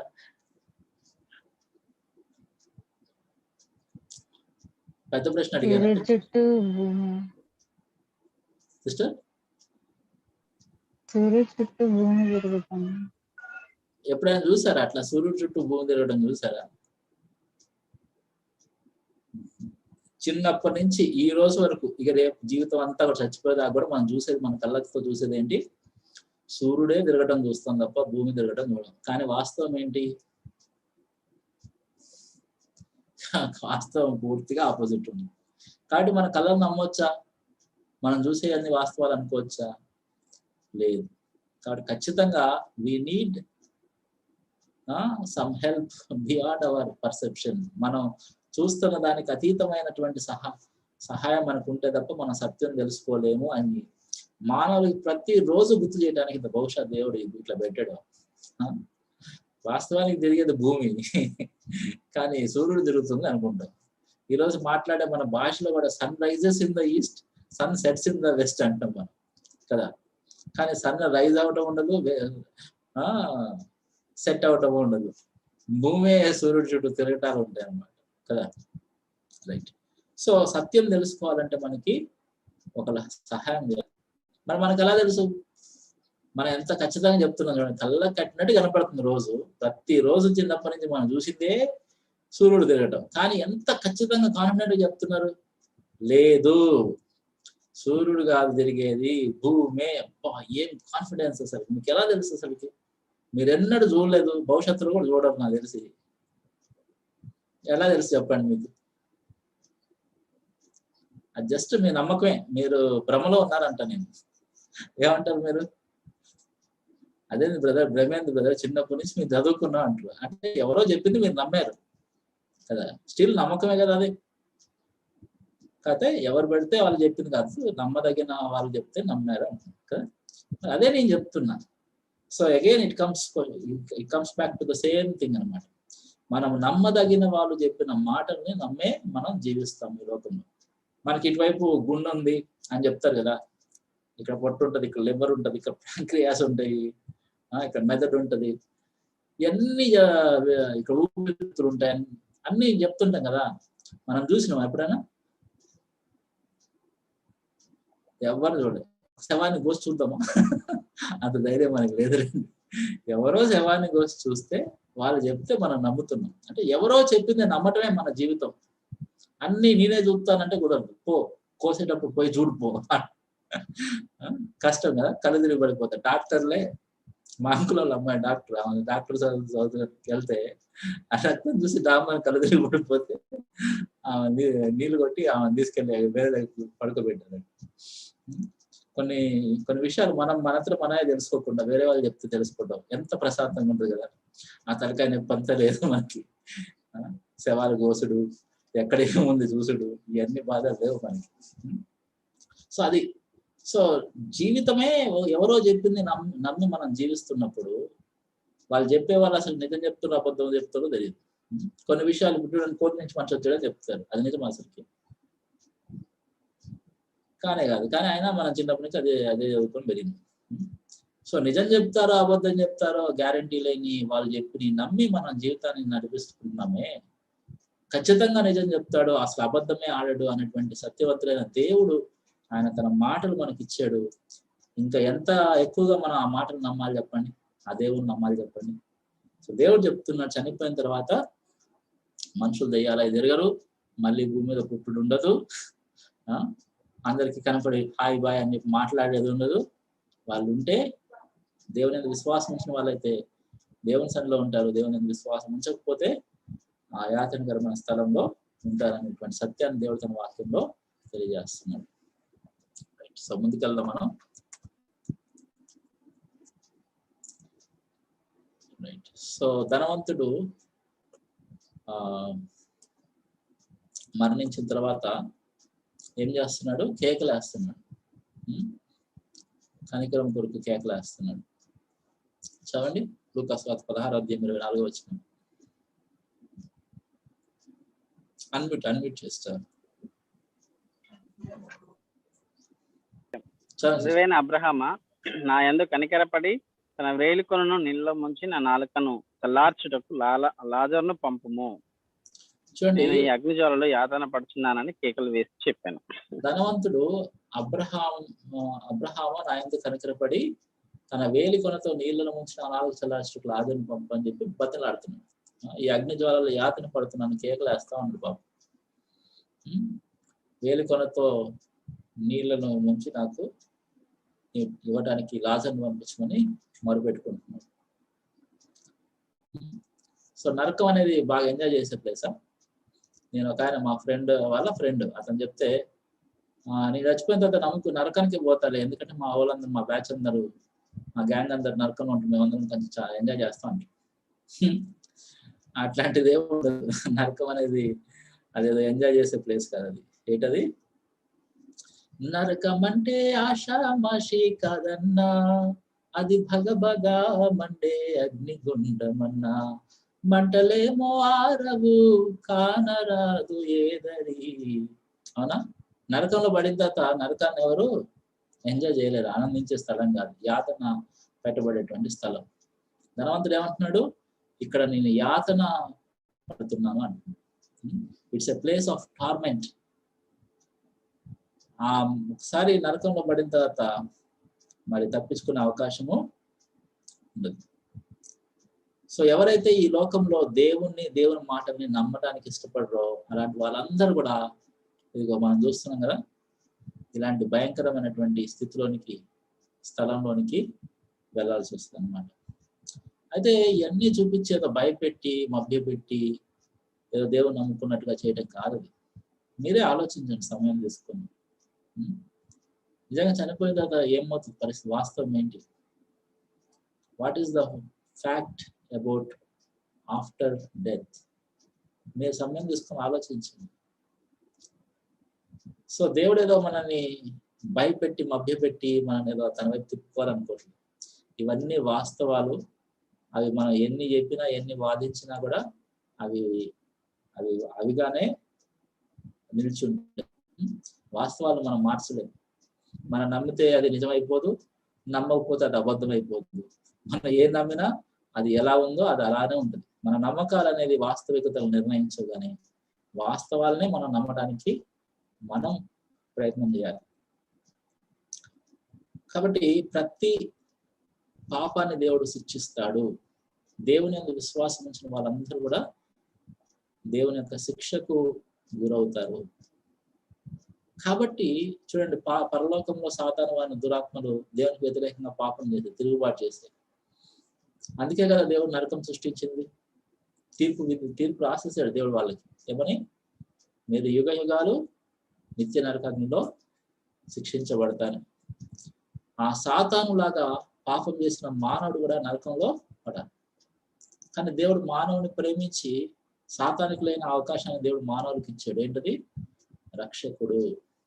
ఆ రక్షకుడి ద్వారా పాపములకు పరిహారం జరిగి మనం దేవునితో సమకూర్చబడి మన దేవుని క్షమాపణ పొంది ఆ నరకం తప్పించుకునేటువంటి అవకాశాన్ని దేవుడు మానవుడికి దయచేస్తా ఉన్నాడు. కాబట్టి దేవుడు మనం అటువంటి నరకంలోనికి, అటువంటి యాతనకరమైన స్థలంలోకి వెళ్ళకూడదనే దేవుడు మనకి రక్షకుడిని అనుగ్రహించు. చాలా మంది జోక్లు వేస్తుంటారు. అది జోక్ చేసే ప్లేస్ కాదు. అది చాలా మంది జోక్ చేసిన వాళ్ళు జోకర్స్ గా మారిపోతారు. వాళ్ళు అక్కడ it's no more joke, it's no more fun. చనిపోయిన తర్వాత ఆ మంటల్లో పడిన తర్వాత ఇంకా జోకులు వేసేటువంటి అవకాశం ఉండదు వాళ్ళకి. కాబట్టి సాతాను ఏం చేశాడు? ఈ లోకంలో అనేకుల్ని మోసం చేయడం మనం చూస్తున్నాం. నరకం గురించి భయపడుతున్నారా ఎవరైనా? ఒకసారి నేను సేవ చేసే స్థలంలో ఒక అతను వచ్చేసి ఆ తండాలో, పాస్టర్ గారు నరకం అనేది ఉందా అన్నాడు. నేను చెప్పాను, నరకం అనేది నిజంగా ఉంది అని చెప్పాను. నేను అన్నాను, ఒకసారి ఆలోచించండి, మీరు నన్ను అడుగుతున్నారు నరకం ఉందో లేదని. నేను ఖమ్మం నుంచి 60 కిలోమీటర్లు ఇంత దూరం వచ్చి మీ తండాలో ఉండి మీకు ఈ విషయాలన్నీ చెప్పాల్సిన అవసరం నాకేంటి చెప్పండి. నరకం అనేది నిజంగా ఉంది అనే సంగతి మీ అందరికీ తెలిస్తే నేను వచ్చి చెప్పాల్సిన అవసరం లేదు కదా. నరకం అనేది ఒకటి ఉంది, మనం తప్పించుకోవాలి, యేసు ప్రభువుని నమ్ముకోవాలి, దేవుడు మన కొరకు అనుగ్రహించిన రక్షకుడు ఆయన అని చెప్పాల్సిన అవసరం ఏమని చెప్పండి. నేను అన్నాను, నరకం అనేది ఉన్న సంగతి అందరికీ తెలిసింది అనుకోండి, నాలాంటి 8 కిలోమీటర్లు పోయి చెప్పాల్సిన అవసరం లేదు. ఎవడి కాడు ఒళ్ళు దగ్గర పెట్టుకొని బుద్ధిగా దేవుడిని నమ్ముకుంటాడు. అది తెలియట్లే కాబట్టే ఈరోజు ఎన్నో దేవుడు మాటలు చెప్తుంటే ఎగతాళి చేయటము, నవ్వులాట్లాగా మాట్లాడటము, హింసించటాలు జరుగుతుంది. నిజంగా నరకం గురించి అందరికీ తెలిసింది అనుకోండి, అందరూ ఒళ్ళ దగ్గర పెట్టుకొని బుద్ధిగా ఉంటారు అనమాట కదా. కానీ ఇప్పుడు వాస్తవం ఏంటంటే అవి ఉన్నాయి, కానీ వాటిని మనం చూడలేకపోతున్నాం. కానీ అవి వాస్తవము. వాటి గురించి దేవుడు మనకు తెలియదు కాబట్టి మనకి దేవుడు చెప్తున్నాడు, అక్కడికి వెళ్ళకూడదు అని దేవుడు చెప్తున్నాడు. సో ఒక్కసారి నరకానికి వెళ్ళామంటే మరి తప్పించుకోవటాలు ఉంటాయా? తప్పించుకోవటాలంటూ ఉండవు. సరే, నరకంలో పడి పాపం ఆ ధనవంతుడు అబ్రహాం మొరపెడుతున్నారు, అయ్యా నా మీద కనికరపడి తన వేలిగొరతో నీళ్లను పోషిస్తే నా నాలుగు చల్లార్చడానికి లాజరును పంపించంటే అబ్రహాము ధనవంతుడికి జవాబు చెప్తున్నాడు, ఏమని? నో నో అంటున్నాడు. అక్కడ ఎందుకు? చదవండి, 16వ అధ్యాయము 25వ వచనం. అందుకు అబ్రహాము, కుమారుడా, నీ జీవిత కాలం అంతయు నీకు ఇష్టమైనట్టు సుఖము అనుభవించితివి, అలాగుననే లాజరు కష్టం అనుభవించినని జ్ఞాపకం చేసుకొని ఇప్పుడైతే వాడు ఇక్కడ నెమ్మది పొందుచున్నాడు, నీవు యాతన పడుచున్నావు. ఇక్కడ యాతన పడుతున్నాను మహాప్రభు, లాజరుని పంపించి కొంచెం నీళ్లు ఇప్పించండి అని అడుగుతున్నాడు. కానీ అబ్రహాం ఏమని జవాబు చెప్తున్నాడు? నువ్వు భూమి మీద ఇప్పుడు ఎంతో సుఖంగా ఉన్నావు కదా, సో లాజరు ఎన్ని కష్టాలు పడ్డాడు కాబట్టి అక్కడ నువ్వు సుఖం అనుభవించే కాబట్టి ఇక్కడ యాతన పడుతున్నావు, అతను అతను కష్టపడ్డాడు కాబట్టి ఇప్పుడు నువ్వు నెమ్మది పొందుతున్నాడు అని చెప్పి అక్కడ మనం చదువుతున్నప్పుడు మనకు ఎలా అనిపిస్తుంది అంటే భూమి మీద కష్టాలు పడితే చచ్చిపోయిన తర్వాత సుఖాలు ఉంటాయి, భూమి మీద సుఖాలు ఉంటే చచ్చిపోయిన తర్వాత కష్టాలు ఉంటాయి అని చెప్తున్నట్టు అనిపిస్తుంది. అదేనా? నిజమేనా అది? ఇప్పుడు లాజరు భూమి మీద చాలా కష్టాలు పడ్డాడు కాబట్టి అక్కడ మంచి స్థలంలో పరలోకంలో దేవుని సన్నిధిలో ఉన్నాడా? లేకపోతే ధనవంతుడు భూమి మీద చాలా కష్టాలు చాలా సంతోషంగా ఉన్నాడు కాబట్టి సుఖ సౌఖ్యాలతో ఉన్నాడు కాబట్టి అక్కడ అగ్నిలో పడ్డాడా? కాదు. చూడండి, వాళ్ళు ఒకళ్ళు పరలోకంలో ఒకళ్ళు నరకంలో ఉండడానికి కారణం ఏంటది?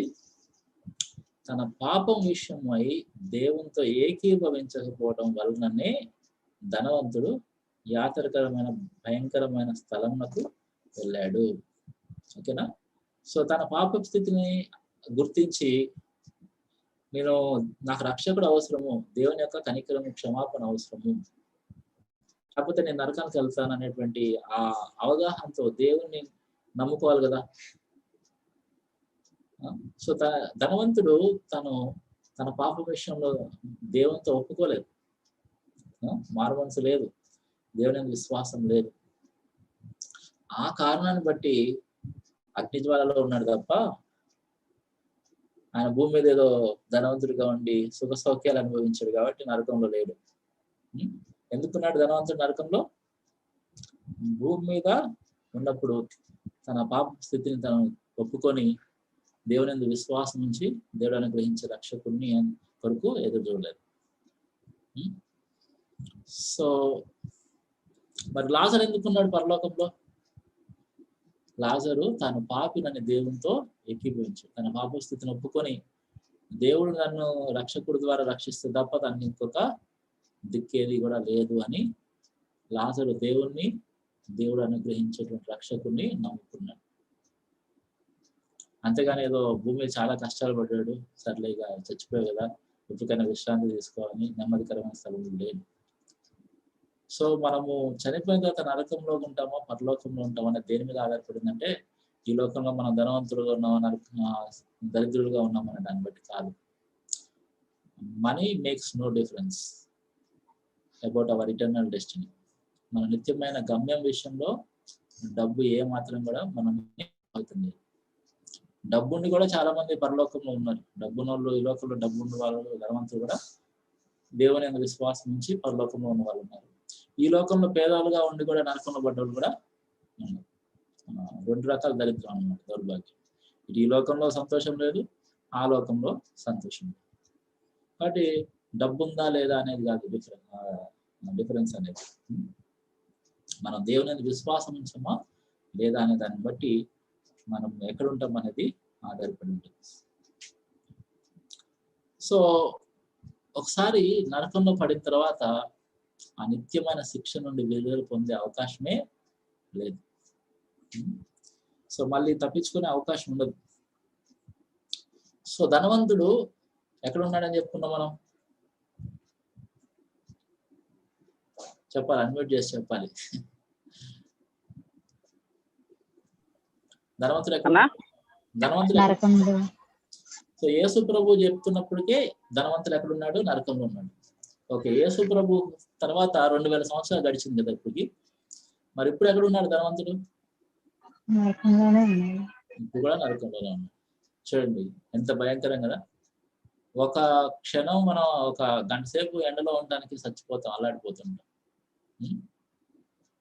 అలాంటిది 2000 సంవత్సరాలు గడిచింది ఇప్పటికి. యేసు ప్రభు ఆ ఉపమానం చెప్పి ఇప్పటికి 2000 సంవత్సరాలు దాటింది. మరి ఇన్ని సంవత్సరాలు కూడా ఆయన ఎక్కడున్నాడు ధనవంతుడు? ఒకసారి ఆలోచించండి ఎంత భయంకరమైన స్థితితో. ఎంత ఈ లోకంలో డబ్బు ఉంటే ఏం ప్రయోజనము? ఆ డబ్బు అతను ఎంతో కష్టపడి సంపాదించుంటాడు డబ్బు. అంత కష్టపడి సంపాదించిన డబ్బు అతనికి ఏం చేసి పెట్టింది చెప్పండి? చనిపోయిన తర్వాత తన యొక్క స్థితిని మార్చగలిగిందా? తన యొక్క సొంత కష్టార్జితము తను మంచి స్థితికి తీసుకెళ్ళగలిగిందా? కాబట్టి చచ్చిపోయిన తర్వాత ఏమవుతుంది అనే దాని గురించి సరైన అవగాహన లేకపోతే, సరైన జాగ్రత్త లేకపోతే ఇలానే ఉంటుంది. అయితే చనిపోయిన తర్వాత మళ్ళీ ఈ లోకంలో పుట్టుతాం అనేది అబద్ధం అని చెప్పుకున్నాం మనం. చనిపోయిన తర్వాత దెయ్యాలు ఎగరడం అనేది అబద్ధం అని చెప్పుకున్నాం కదా. చనిపోయిన తర్వాత ఇక్కడ ప్రేత దెయ్యాలు లాగా తిరగరు, మళ్ళీ పుట్టటాలు ఉండవు అని చెప్పుకున్నాం. చచ్చిపోయిన తర్వాత అసలు మన ఉనికిలోనే ఉండవు అనేది కూడా అబద్ధం అని చెప్పుకున్నాం. అయితే ఇంకా అబద్ధాలు ఉన్నాయి. ఏంటంటే చాలా మంది తప్పుడు సిద్ధాంతాలు పెడతారు అన్నమాట, తప్పుడు బోధలు. ఓకే, దేవుని విశ్వాసం ఉంచకపోతే మనం పాపాలకి మనం శిక్ష అనుభవించాలి కదా, నరకంలో ఉంటాము, కొంతకాలం నరకంలో ఉన్న తర్వాత మన శిక్ష అంతా అయిపోయిన తర్వాత మళ్ళీ పరలోకంకి వెళ్ళిపోతాము అని చెప్తుంటారు. విన్నారా మీరు? ఇది కూడా తప్పే. ఇది కూడా దేవుడి వాక్యంలో ఎక్కడా లేదు. అసలు దేవుడు చెప్పిందే నిత్యాజ్ఞ అనే మాట. నిత్యాజ్ఞ అంటే ఎంతకాలము? నిత్యము ఉండేది, నిత్యత్వం అంతా ఉండేటువంటి అజ్ఞ. కాబట్టి నరకంలో ఒకసారి పడిన తర్వాత ఎస్కేప్ అవడానికి అవకాశము ఉండదు. నరకంలో ఎంతకాలం ఉంటాం మనం? ఎన్నటెన్నటికి నిత్యము ఉంటాం. కొంతకాలం నరకంలో ఉండి మన యొక్క పాపాలకి మనం శిక్ష అనుభవించిన తర్వాత మనం రిలీజ్ అయ్యి మళ్ళీ పరలోకంకి వెళ్ళటం అట్లాంటివి ఉండదు. సో అక్కడ ధనవంతుడు చెప్తున్నాడు, ఏమని చెప్తున్నాడు?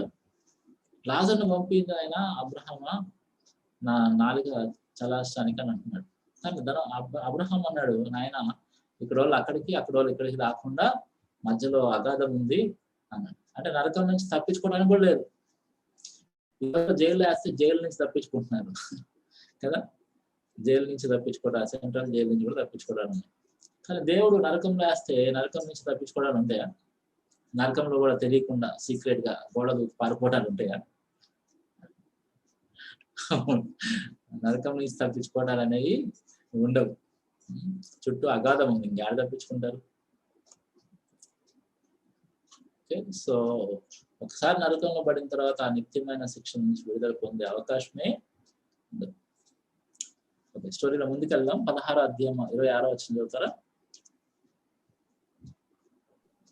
అంతేకాక చదవండి. అంతేకాక ఇక్కడ నుండి మీ ఎద్దుకు దాటగోరు వారు దాటి భోజాల పుండినట్లును, అక్కడి వారు మా ఎద్దుకు దాటి రాజాల పుండినట్లును మాకును మీకును మధ్య మహా అగాధం ఉన్నది ఉంచబడినదని చెప్పాను. సో ఇక్కడ వాళ్ళు అక్కడికి, అక్కడ వాళ్ళు ఇక్కడికి దాటి రావడానికి అవకాశం లేకుండా మధ్యలో మహా అగాధం ఉంది అని చెప్తా ఉన్నాడు అబ్రహాం. అయితే ఓకే, సో ఇంకా ముందుకెళ్దాం మనం. అగాధం కూడా. సో మరణించిన తర్వాత ఏం జరుగుతుంది అనే దాని గురించి చాలా తప్పుడు సిద్ధాంతాల గురించి మనం మాట్లాడుతున్నాం. ఒక తప్పుడు సిద్ధాంతం ఏంటంటే కొంతకాలం నరకంలో శిక్ష భరించిన తర్వాత పరలోకానికి వెళ్ళిపోతాము, ప్రమోట్ చేయబడతాము అనేది, అది కూడా తప్పుడు సిద్ధాంతం. రైట్. సో 27 నుంచి 28 వచ్చారండి.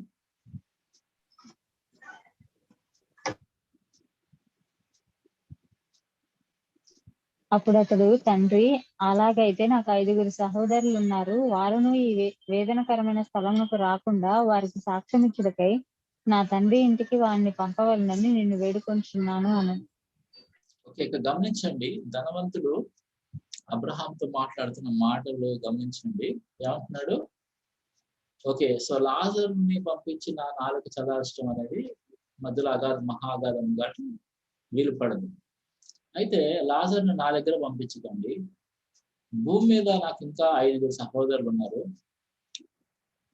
నేను ఆల్రెడీ ఇక్కడ పడి ఇక్కడ ఇంత టార్చర్ అనుభవిస్తున్నా, వేదన అనుభవిస్తున్నా. అయితే నాలాగనే నా సహోదరులు కూడా దేవుడి మీద విశ్వాసం లేకుండా వాళ్ళ పాపం గురించి వాళ్ళు అసలుకి పట్టించుకోకుండా ఉన్నారు. కనీసం వాళ్ళైనా ఇక్కడ రాకుండా ఉంటే బాగుంటుంది.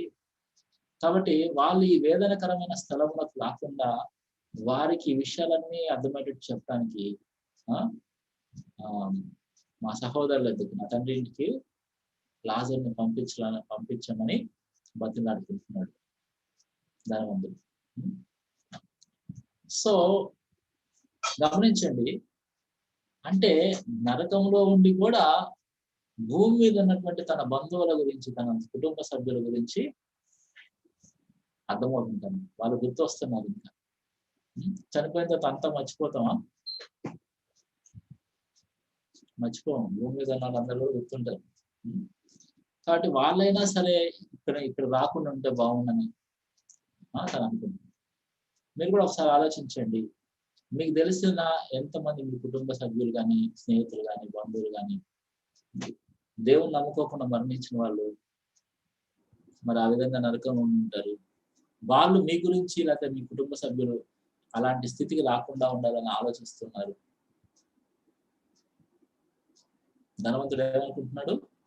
భూమి మీద ఉన్న కనీసం నా సహోదరులైనా సరే ఇక్కడ రాకుండా, ఎట్లాగా నేను ఇట్లాంటి స్థితిలో పడిపోయినా, ఇట్లాంటి దౌర్భాగ్య స్థితిలో, యాదరికమైన పరిస్థితిలో పడిపోయినా, కనీసం వాళ్ళైనా ఇక్కడికి రాకుండా వాళ్ళకైనా కనువిప్పు కలిగితే బాగుండు అని వాళ్ళ గురించి ఆలోచిస్తున్నాను అక్కడ. కాబట్టి ఆల్రెడీ మనకంటే ముందు దేవుని నమ్ముకోకుండా మరణించిన వాళ్ళందరూ మన గురించి, భూమి మీద మానవుల గురించి ఏమనుకుంటారు? అయ్యో భూమి మీద దౌర్భాగ్యులారా, ఇప్పటికైనా మీరు బుద్ధి తెచ్చుకోండి. దేవుడి విషయాలు మీకు చెప్తున్న వాళ్ళు ఉన్నారు భూమి మీద. వాళ్ళు చెప్తున్నప్పుడు ఆ విషయాలు నమ్మండి. లేకపోతే ఇవన్నీ వాస్తవాలు చేతులు కాలిన తర్వాత ఆకులు పట్టుకున్నట్టుగా మీరు ఒకసారి చచ్చిపోయిన తర్వాత మీకు ఇంకా అవకాశమే ఉండదు, ఇక్కడి నుంచి తప్పించుకునే అవకాశమే ఉండదు. కనీసం నాలుగు జల్లార్చడానికి నాదుడు కూడా దొరకడు అని చెప్పి వాళ్ళు అక్కడ ఆలోచిస్తుంటారు. బహుశా భూమి మీద ఉన్నటువంటి తన సొంత వాళ్ళ గురించి వాళ్ళు ఆలోచిస్తుంటారు. చూడండి, చచ్చిపోవడం పెద్ద విషయం కాదు. చాలా మంది ఈ లోకంలో చచ్చిపోతే బోర్ని అడుగుతూ ఉంటారు. ఏదో ఒక రోజు చచ్చిపోవాల్సిందే. మనం ఎవరో ఒకరము ఏదో ఒక రోజు చచ్చిపోవాల్సిందే. ఎవడు ఇక్కడ చచ్చిపోకుండా స్థిరంగా బతికేటోడు ఉండదు. కానీ చావు కంటే భయంకరమైంది ఏం తెలుసా? దేవుని నమ్ముకోకుండా చచ్చిపోయి ఆ నరకంలోకి వెళ్ళటం భయంకరం. ఎవరైనా చచ్చిపోతే నాకు ఏడుపు రాదు, కానీ దేవుని నమ్ముకోకుండా చచ్చిపోతే నాకు బాధ అనిపిస్తుంది. అయ్యో ఈ లోకంలో నుంచి వెళ్ళిపోయారని నాకు బాధ అనిపించదు. వాళ్ళు నరకానికి వెళ్తున్నారని నాకు బాధ అనిపిస్తుంది. ఎందుకంటే అదే దేవుడి వాక్యంలో నేను చూస్తున్నాను. మరణం కంటే భయంకరమైనది ఏంటంటే ఆ నిత్య మరణం అనేది. దేవుడి నుంచి శాశ్వతంగా దూరం అయిపోయి ఆ అగ్ని జ్వాలలో యాతన పట్టబట్టం అనేది అది ఎంతో భయంకరమైనది. అయితే లాజరు మరి ఇతని నోరు 4 సంవత్సరానికి దాటలేదు. సో స్టోరీలో ముందుకెళ్తే చూడండి, ఈ తర్వాత ఇంకొక మనవి చేసుకుంటున్నాడు. ఏంటి, భూమి మీద ఉన్న వాళ్ళ దగ్గరికి వెళ్ళి వాళ్ళకి ఈ విషయాలన్నీ చెప్పడానికి రిక్వెస్ట్ చేసుకుంటున్నాడు. లాజరు మృతుల్లో నుంచి లేచి ఇంకా బ్రతికే ఉన్న ధనవంతుడి యొక్క సహోదరులను హెచ్చరించడానికి వెళ్ళాలని చెప్పి ఆ ధనవంతుడు రిక్వెస్ట్ చేశాడు కదా, అలా వెళ్ళటానికి లాజరుకు అనుమతి లేదు. లాజరు అనుమతించబడలేదు. చూడండి 29వ వచనం. అందుకు అబ్రహాము వారి యొద్ద మోషేయు ప్రవక్తలను ఉన్నారు, వారి మాటలు వినవలనని అతనితో చెప్పగా. సో అబ్రహాం ఇస్తున్నటువంటి జవాబు చూడండి. ఆల్రెడీ మోషే ప్రవక్తలు ఉన్నారంటే అక్కడ అర్థం ఏంటంటే మోషే ప్రవక్త మిగతా ప్రవక్తలు రాసినటువంటి దేవుని వాక్యం ఉంది, ప్రవక్తలు రాసినటువంటి గ్రంథం అనేది ఉంది.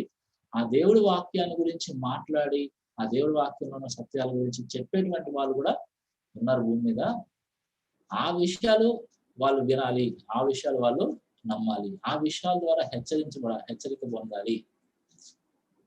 అంతేగా లాజరు పోయి చచ్చిపోయిన లాజరు కలిస్తే మళ్ళీ బతికిపోయి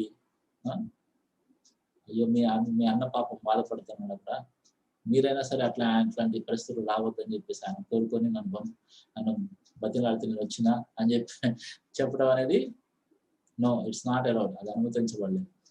సో అబ్రహాం ఏమంటున్నాడు, చచ్చిపోయిన వాళ్ళు పోయి వచ్చి చెప్పడం కాదురా బాబు, ఆల్రెడీ దేవుడు సర్వజ్ఞాని అయిన దేవుడు చచ్చిపోక ముందే కావలసినంత హెచ్చరికలు దేవుడు తన వాక్యంలో పెట్టాడు. ఈ స్థలం తప్పించుకునేటువంటి మార్గాన్ని కూడా పెట్టాడు. చూడండి, ధనవంతుడు ఇప్పుడు నరకం నుంచి తప్పించుకునే అవకాశం లేదు, కానీ భూమి మీద ఉన్నప్పుడు ఆ మాటలు ఆయన వినపడుతున్నప్పుడు అవకాశం ఉందా లేదా? తన స్థితిని తాను ఒప్పుకొని దేవుడు ఎదుట దేవుని విశ్వాసం పెంచి అటువంటి భయంకరమైన స్థితిని తప్పించుకునే అవకాశం ఉందా లేదా? చచ్చిపోయేంత వరకు అవకాశం ఉంది. మీ అందరికీ కొంచెం విచిత్రమైన ఒక విషయం చెప్తాను. ఒకరోజు పొద్దున్నే లేచి మా అమ్మమ్మ దగ్గరికి వెళ్ళి నేను ఇలా చెప్పాను, అమ్మమ్మ నువ్వు రేపు మాకు టపా కడుతావు, నువ్వు చచ్చిపోతే అందరు ఏడుస్తారేమో కానీ నేను ఏడవను, ఒక్క చుక్క కూడా కన్నీళ్ళు పెట్టుకొని నేను. ఎందుకో తెలుసా అమ్మమ్మ, నీకోసం రోజు ఏడుస్తున్నా, నువ్వు చచ్చిపోయినప్పుడు ఏడుస్తూనే ఉంటా, చచ్చిపోయిన తర్వాత ఇంక ఏడటం మానేస్తా. ఎందుకంటే నేను ఎంత ఏడిస్తే ఏం ప్రయోజనం? ఆల్రెడీ నువ్వు చచ్చిపోయిన తర్వాత నువ్వు చచ్చిపోయే లోపే నమ్ముకోవాలి, దేవుని నమ్ముకుంటే. చచ్చిపోయిన తర్వాత నమ్ముకోవడాలు అండవు. ఇక ఇప్పుడు ధనవంతుడు నమ్ముతున్నాడా లేదా దేవుణ్ణి? నరకం నమ్ముతున్నాడా? పరలోకం నమ్ముతున్నాడా? దేవుణ్ణి నమ్ముతున్నాడా? దేవుణ్ణి నమ్ముకుంటే నరకం తప్పించుకొని పరలోకంకి వెళ్తామని నమ్ముతున్నాడా? నమ్మాల్సిన అవసరం కూడా లేదు, అన్ని కళ్ళెదుట చూస్తున్నాడు, అన్ని అర్థమైపోతుంది. ఇవన్నీ నమ్మాల్సిన అవసరం ఎప్పుడు వస్తుందంటే చూడని అప్పుడే నమ్మాల్సిన అవసరం ఉంది కదా. కానీ అవన్నీ నమ్మటానికి ఆధారమైన దేవుడి మాటలు భూమి మీద వినపడతాను. మా అమ్మమ్మ చెప్పా, అమ్మమ్మ నువ్వు దేవుని నమ్ముకోకపోతే ఏ దేవుడు నిన్ను రక్షించాలనుకొని రక్షకుడిని అనుగ్రహించాడో ఆ దేవుడే నిన్ను శిక్షించాల్సి వస్తుంది. కాబట్టి చచ్చిపోయే వరకు నేను ఏడుస్తాను నీ గురించి, నువ్వు ఆ నరకం వెళ్ళొద్దని. చచ్చిపోయిన తర్వాత నీ గురించి నేను ఎంత ఏడిచినా కూడా ఏం ప్రయోజనం ఉండదు అని.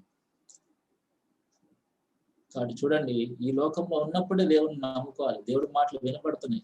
అబ్రహాం అంటున్నాడు, వారి యొద్ద మోషే ప్రవక్తలు రాసినటువంటి గ్రంథాన్ని గురించి మాట్లాడే వాళ్ళు ఉన్నారు, ఆ మాటలు వినపడ్డప్పుడు ఆ మాటలు నమ్మాలి. అలా నమ్మకపోతే భూమి మీద బోల్డని సార్లు మనం హెచ్చరించబడి ప్రేమతో దేవుడు మందలించేటువంటి మాటలు మనం వినపడి ఉంటా ఉన్నాం. అవి వినకపోతే చచ్చిపోయిన తర్వాత లేకపోతే మన కోసం చచ్చిపోయిన వాళ్ళు రోజు లేచి రారు. దేవుడు ఆల్రెడీ మనకి అన్ని తెలిసినటువంటి దేవుడు, సర్వజ్ఞాని అయిన దేవుడు, అన్ని నరకము పరలోకము ఇవన్నీ తెలిసినటువంటి దేవుడే మనకు చెప్తున్నాడు తన మాటల ద్వారా. మనం ఆ మాటలు వినాలి. మన బైబిల్లో ఉన్న దేవుని సందేశమే మనకు చాలినంత హెచ్చరిక. చచ్చిపోయినోడు వచ్చి మనకు చెప్పడం కాదు, చచ్చిపోయినోడు వచ్చింది చెప్పిన దానికంటే కూడా ఎక్కువైన హెచ్చరికే దేవుడు మనకి తన వాక్యంలో ఇచ్చాడు. వాడి కంటే కూడా ఎక్కువ తెలిసిన దేవుడు మనకి తన వాక్యంలో మనకి ఈ విషయాల గురించి చెప్తున్నాడు. సో మోషే ప్రవక్తలు రాసినటువంటి మాటలు చెప్పే వాళ్ళు ఉన్నారు, వాళ్ళ మాటలు వినకపోతే చచ్చిపోయిన వాడు లేసి వచ్చి చెప్పినా కూడా వినాడు. చూడండి 30-31 వచనాలు. అతడు తండ్రివైన అబ్రహామా, అలాగనవద్దు, మృతులలో నుండి ఒకడు వారి యుద్ధకు వెళ్ళిన ఎడల వారు మారుమనసు పొందుదరని చెప్పాను. అందుకు అతడు మోషేయు ప్రవక్తలను చెప్పిన మాటలు వారు వినని ఎడల మృతులలో నుండి ఒకడు లేచినను వారు నమ్మరని అతనితో చెప్పాను. ఎంత ఆశ్చర్యం కదా. పాపం బతిలాడుతున్నాడు, తండ్రివైన అబ్రహామా అలా అనొద్దు, మృతుల్లో నుంచి ఒకడు వెళ్ళేసి వాళ్ళకి చెప్తే వాళ్ళు మారుమనసు పొందుతారు, వాళ్ళకి ఈ విషయాలని తెలియదు అని చెప్పి బతిలాడుతున్నాడు, ప్రాధేయపడుతున్నాడు. కానీ అబ్రహాం ఏం చెప్తున్నాడు? లేదు లేదు, మోషేయు ప్రవక్తలు చెప్పిన మాటలు వాళ్ళు వినకపోతే మృతుల్లో నుంచి ఒకడు లేచి వాళ్ళకి చెప్పినా కూడా వాళ్ళు నమ్మరయ్యా. కాబట్టి దేవుడేమి అంత కనికరం లేనోడు కాదు, దేవుడు తెలుసు, వాళ్ళకి ఇవ్వాల్సినంత సరిపడంత సాక్ష్యం దేవుడు వాళ్ళకి ఇచ్చాడు. ఆయన మాటలు సరిపోకపోతే చచ్చిపోయిన వాళ్ళు లేచిపోయి చెప్పినా కూడా ప్రయోజనం ఉండదు అని అబ్రహాం చెప్తున్నాడు. అద్భుతాలు కంటే కూడా, అంటే చచ్చిపోయిన వాళ్ళు లేచి చెప్పడం కంటే, అద్భుతాలు జరిగితే దేవుడు ఉన్నాడని నమ్మడం కంటే కూడా బైబిల్లో దేవుడు చెప్పిన మాటను బట్టి నమ్మటమే ఎంతో ప్రాముఖ్యం. సో చూడండి, లాజరు చనిపోయాడు, లాజరు చచ్చిపోయిన లాజరుని బ్రతికించాడు యేసు ప్రభు. ఎంతమంది నమ్మారు? కొంతమంది నమ్మారు. కొంతమంది ఏం చేస్తారు? అర్థమైంది అసలు వాళ్ళకి. వాళ్ళు పోయి యేసు ప్రభుని ఎలా చంపుదామా అని వాళ్ళు ఆలోచించి వాళ్ళ పడనోళ్ళతో కూడా కలిసి, హేరోదియలతో కలిసి పరిసయ్యులు ఏం చేశారు? యేసు ప్రభునే చంపుదామని కుట్ర చేశారు. యేసు ప్రభు చేసిన అద్భుతం చూసిన తర్వాత కూడా యేసు ప్రభు ఎవరో వాళ్ళు అర్థం చేసుకోవాలి.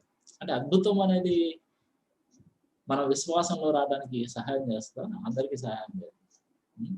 అద్భుతాల కంటే కూడా మనకి బైబిల్లో దేవుడు చెప్పినటువంటి మాటలు ఇంపార్టెంట్. ఏమంటారు?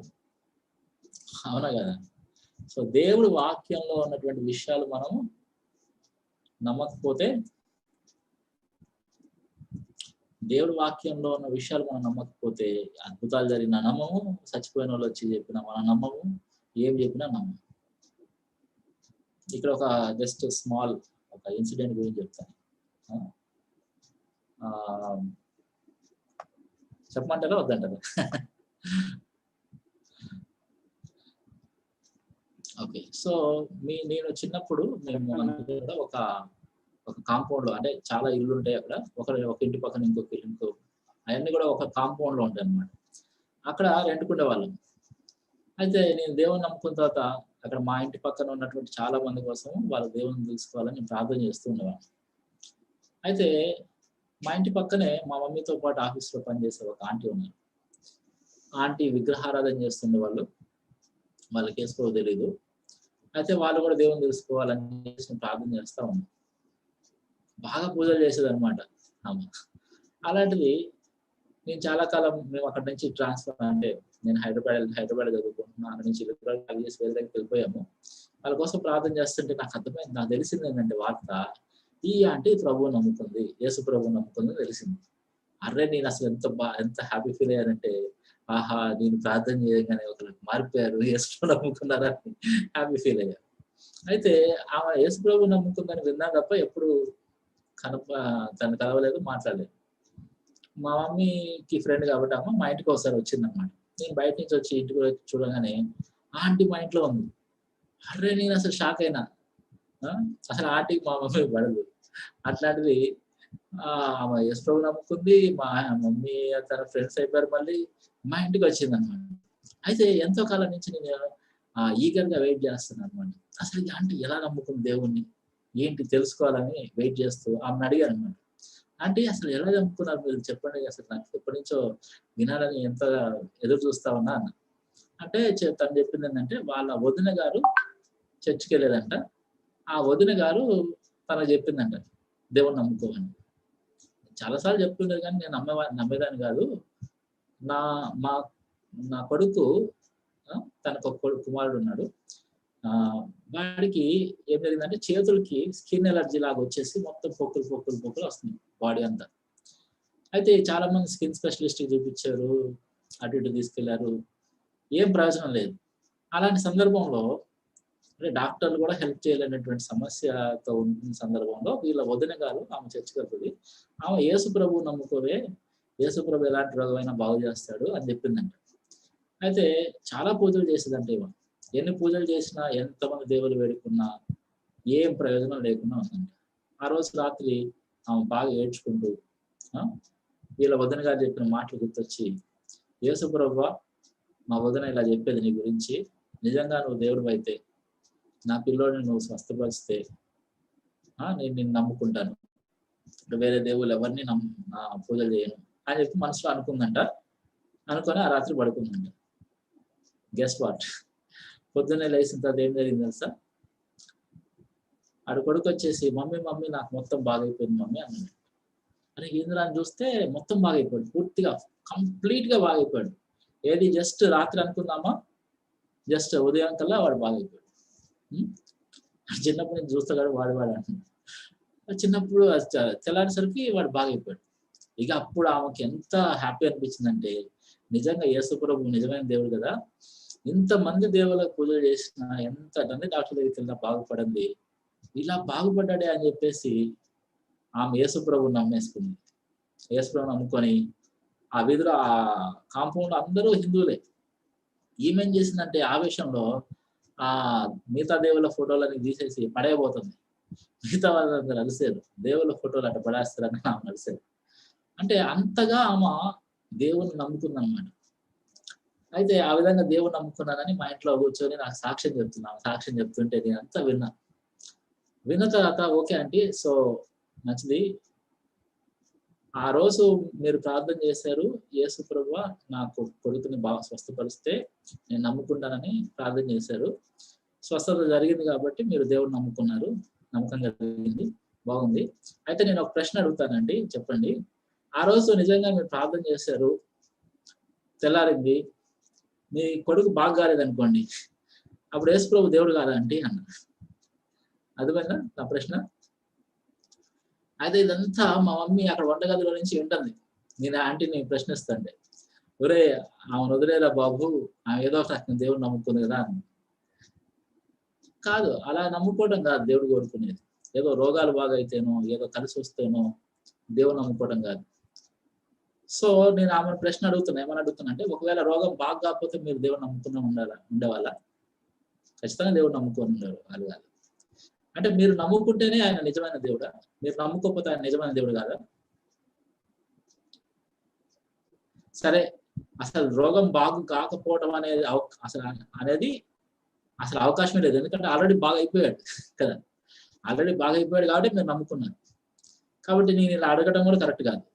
కాబట్టి ఇంకో ప్రశ్న అడుగుతా, వాట్ ఇఫ్ ఒకవేళ బహుశా ఆ రోగం మళ్ళీ వచ్చింది అనుకోండి, ఏం చేస్తారని అడిగిన. ఏమడిగా? అదే రోగము ఇప్పుడు యేసు ప్రభు నమ్ముకున్నారు కదా, మళ్ళీ వచ్చేసింది రోగం, ఇప్పుడేం చేస్తారన్న. అంటే ఆమె డైలమాలో పడింది. మీకు విచారకరమైన విషయం చెప్పమంటారా? నిజంగా ఆ రోగం మళ్ళీ తిరిగి వచ్చింది. ఆమె నోటితో నేను చెప్తుంటే నేను విన్నాను, ఏ దేవుడైతే ఏముంది. అర్థమైందా? సో రోగాలు బాగైతే నమ్ముకున్న వాళ్ళు, రోగాలు మళ్ళీ వస్తే నమ్మకం పోద్ది. ఓకే, సో అద్భుతాలు కాదు, మనం దేవుని దేనికి నమ్ముకోవాలి అంటే, ఏదో మనకి ఏదో జరిగిందని, మరి అందరికీ అన్ని జరిగితే నమ్ముకుంటారు. నేను చాలాసార్లు చెప్పిన చాలా మందికి, యేసు ప్రభు నాకు కనపడ్డాడు, నా ప్రత్యక్షమైన గట్టి నేను నమ్ముకున్నా అంటే వాళ్ళందరూ ఏమన్నారు తెలుసా? మాకు కూడా కనపడితే మేము కూడా నమ్ముకుంటాం అన్నారు. కానీ దేవుడు అది కోరుకుంటున్నాడా? కొంతమంది కనపడవచ్చు, కొంతమందికి బాగుపడవచ్చు, రోగాలు బాగవచ్చు, కొంతమందికి ఏదైనా జరగవచ్చు. సరే, కనపడకపోతే, ఏది జరగకపోతే ఆయన దేవుడు కదా. కాబట్టి దేవుని ఏదో మనం ఉద్ధరించట్లే. దేవుని నమ్ముకొని మనం అర్థం చేసుకోవాల్సిన విషయం ఏంటంటే, అద్భుతాలు కాదు, అద్భుతాలు చేసి మనం నమ్మటం అనేది, మనం దేవుణ్ణి నమ్మటం అనేది దేవుని మనం ఉద్ధరించినట్టు కాదు. సో ఏమైనా దేవుడు అవసరం ఉండి మన బలహీనతలు మనం సహాయం చేయాలంటే అద్భుతం చేయొచ్చు. కానీ అద్భుతాల కంటే కూడా ప్రాముఖ్యమైన విషయం ఏంటి? దేవుడు తన వాక్యంలో చెప్తున్న సంగతి. మనకే అద్భుతం జరగకపోయినా సరే మనం దేవుణ్ణి తన వాక్యంలో తను చెప్తున్నటువంటి మాటలను బట్టి మనం నమ్మాలి. అంతేగాని అద్భుతం జరుగుతాయని నమ్ముతాను అంటే కుదరదు. సో అబ్రహాం ఏమంటున్నాడు? మోషేయు ప్రవక్తలు ఉన్నారు, వారి మాటలు నమ్మని వల్ల మృతుల్లో నుంచి ఒకడు పోయి తిరిగి లేచి పోయి చెప్పినా కూడా నమ్మడు అని చెప్తున్నాడు. సో ఏమంటారు మీరు? బైబిల్లో ఉన్న దేవుడి మాటలు సరిపోతాయా, లేకపోతే ఇంకా మనకు కూడా అద్భుతాలు జరగాల?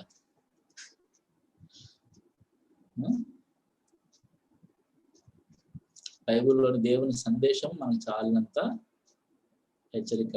ఆ మాటలు బట్టి మనం వాటిని అర్థం చేసుకొని మనం దేవుణ్ణి నమ్ముకోవాలి. సో దేవుని వాక్యం నమ్మటం అనేది ఎంత ప్రాముఖ్యము. చచ్చిపోయిన వాళ్ళు వచ్చి చెప్పాల్సిన అవసరం లేదు. సో సాతాను మరి మన దేవుని వాక్యాన్ని బట్టి దేవుని నమ్మకపోతే మాత్రం చక్కగా సాతాను మోసం చేస్తాడు. సాతాను యొక్క మోసాలు తప్పించుకోవడానికి ఒకటే ఒక మంచి ఆయుధం, ఆధారం దేవుడు మనకి ఇచ్చింది. ఏంటది? దేవుని వాక్యము. దేవుడి వాక్యము మనకు సత్యం ఏంటో తెలియజేస్తుంది, మన మోసం నుంచి బయటపడేస్తుంది.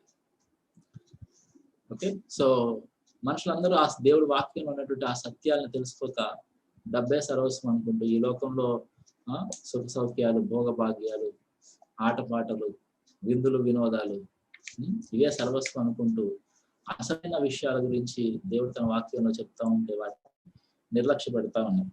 కాబట్టి మరి ఖచ్చితంగా మనం ఒకరోజు మరణిస్తాం. మరణించిన తర్వాత మన పరిస్థితి ఏంటి? దాని గురించి మనం ఈ లోకంలో మరణించక మునిపే మనం ఆలోచించాలి. మరణించక ముందే మనం వాటి గురించి ఒక నిర్ణయాన్ని తీసుకోవాలి. ప్రస్తుతం మనం కాలంలో ఉన్నాం, we are within the time. కానీ మన ముందే ఉంది eternity lies ahead of us. చూడండి, సో కాలం ఇదంతా విశ్వంలో మనం కాలం అనేది బిగినింగ్ టు ఎండ్, కాల చరిత్ర జరుగుతుంది. మన చరిత్రలో ఇక్కడ ఉన్నాం, మన జీవితం కొద్దిపాటి జీవితం. కానీ మన ఇటర్నల్ డెస్టినీ, పరలోకం, నరకం అనేది ఈ లోకంలో మరణించిన తర్వాత ఇటర్నిటీలో ప్రవేశిస్తాము. అక్కడ మనం అనుభవించాల్సి వస్తుంది. సో కాలంలో మనం ఉన్నాం. ఈ లోకంలో మరణించక మునిపే మనం మన యొక్క నిత్యమైన గమ్యం ఏంటో మనం నిర్ణయించుకోవాలి. మరి మనం నరకానికి వెళ్ళాల్సిన అవసరం లేకుండా దేవుడు మనం తన వాక్యం ద్వారా మనం ప్రేమించి మనకి విషయాలన్నీ చెప్తా ఉన్నాడు. Before it is too late, ఆలస్యం కాక మునిపే మరి మనం సరైన ఆలోచన కలిగి ఉండి అసలైన సత్యాన్ని తెలుసుకొని మరి రక్షణ పొందాలి, దేవునితో సమకూర్చబడి శాశ్వతంగా దేవుని యందు ఆనందించాలి. ఈ లోకంలో దేవుని యందు ఆనందిస్తాము, ఈ లోకాన్ని విడిచిన తర్వాత కూడా దేవునితోనే ఉండి ఆనందించాలని దేవుడు మన గురించి ఆశిస్తా ఉన్నాడు. అందుకే మనం ప్రేమించి తన వాక్యాన్ని మనకు అనుగ్రహించాడు.